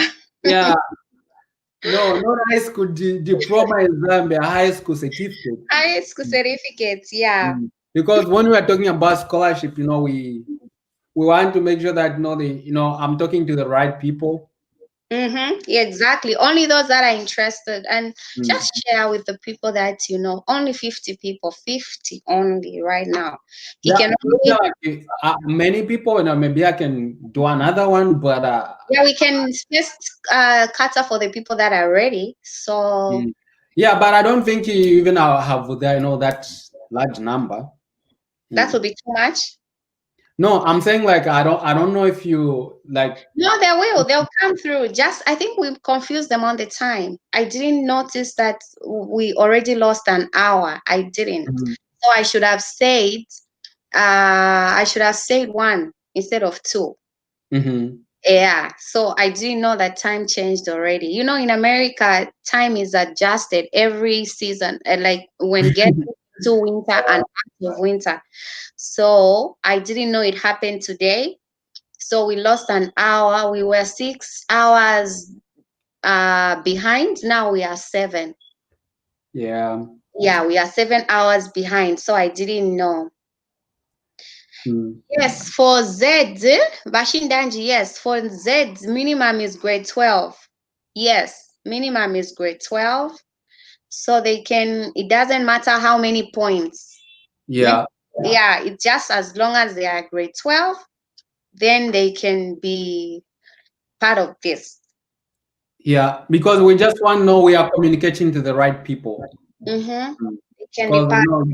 don't want like people just like just showing up, and because this is like it won't be open, but Mm-hmm. it will be something specific, Mm-hmm. to address those students who are serious and Only those that are serious, yeah, because this journey, because if they are not serious from now, it means they won't be able to do this journey the way you've been explaining. It needs someone who's into this, and those that are determined to say, I want to do this, mhm. so it's they can't relent now. How about when it gets hard? Yeah, exactly. Yeah, so Yeah. it has to be first come first serve. Those that want to do this, get on the get on the rest. Yeah, exactly. Get on the rest. It's now or never. Who gives such information publicly? We don't know all of you, but because we are Zambians, we have to help one another. Shaka. Yeah, that's a good thing about like Nigerians. No, have you seen like Nigerians, Ghanaian, the way they are? Mexicans ababene twasarangana nabo Mm. barafurishanya Yeah. baba. So they help out like with information, and that's Mhm. how you become successful. Even like as a Zambian like communities in Yeah. diaspora. Mm-hmm. But the problem is that when people are scattered, and you don't want to like help each other. No, Help, because helping each other is not about money. mm-hmm. But it's also like resources connecting people to information, because in fact information is more powerful. Actually, you see, Mm. yeah, I've learned a lot from this. I've Yeah.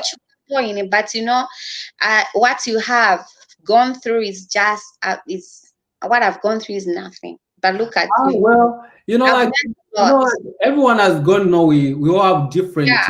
life challenges. So Uh-huh. I know, like when you compare, you can't say, okay, what you have been gone through, what you have gone through is much better than yeah.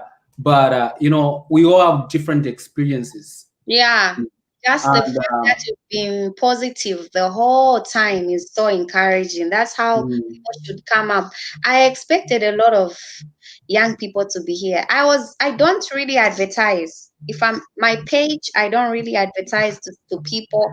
But today I started, was it yesterday? I posted Zambia Scorpion because I knew that's where a lot of youths are.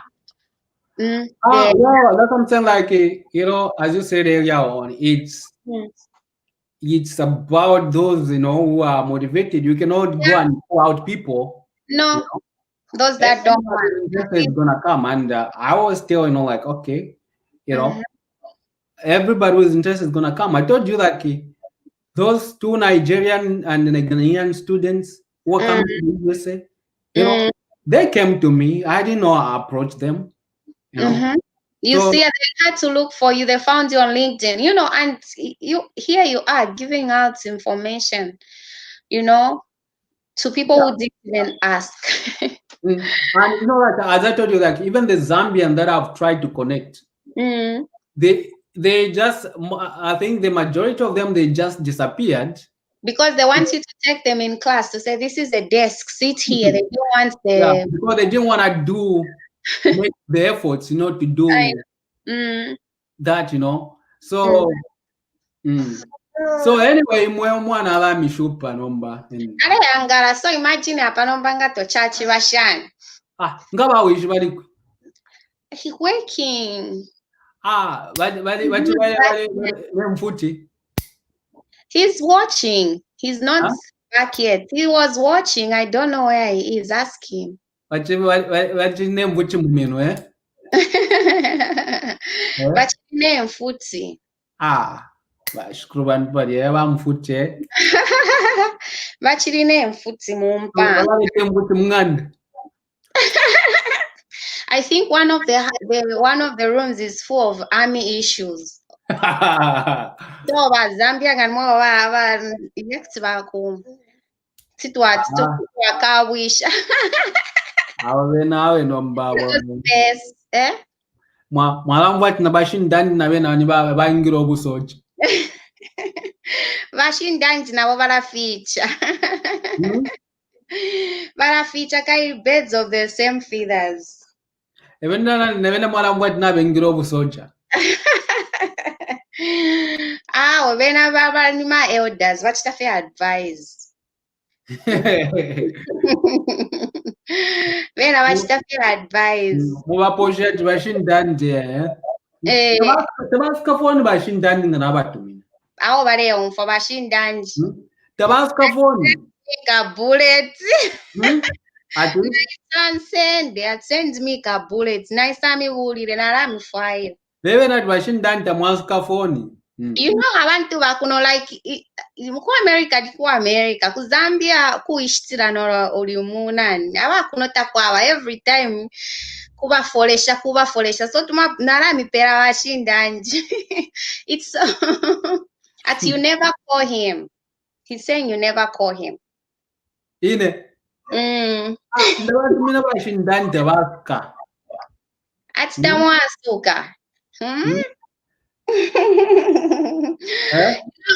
America is not called America for nothing, you guys. Ngareme befintu kuposa kwa mano.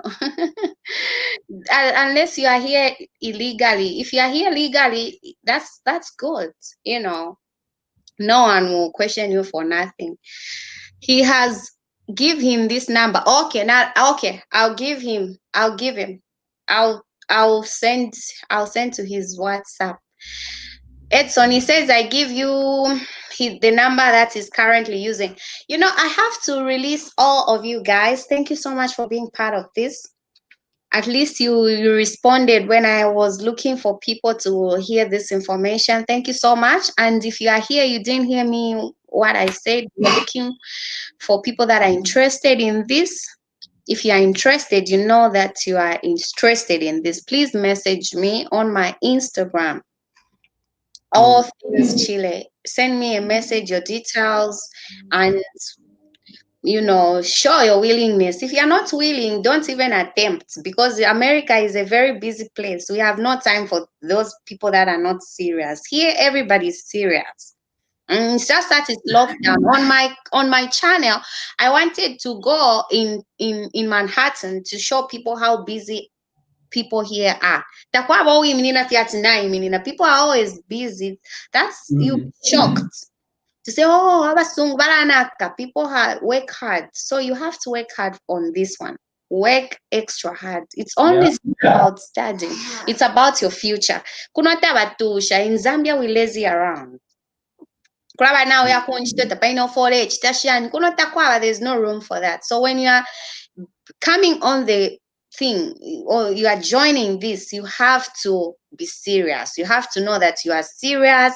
You know, everybody's busy here. We have no time to waste. Time is money. They pay, people pay. Edson has been giving us this information for free for these hours.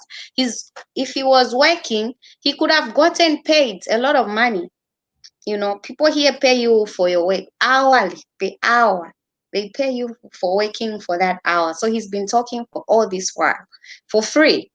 So if you don't want to take this seriously, then there's nothing we can do. I've done my part. I kept posting on my page. I kept posting in public pages, of which I never do. I don't do that. But because I wanted you guys to hear this, I had to go an extra mile. So thank you so much for watching. I have to say bye. Edson, you have to say bye. I'll talk to you. Yeah, bye everybody, you know, who came to who showed up for this. I was saying, like, for those of you who be interested, I'm willing to do um, the Zoom, you know, meeting, so that you guys can ask specific questions.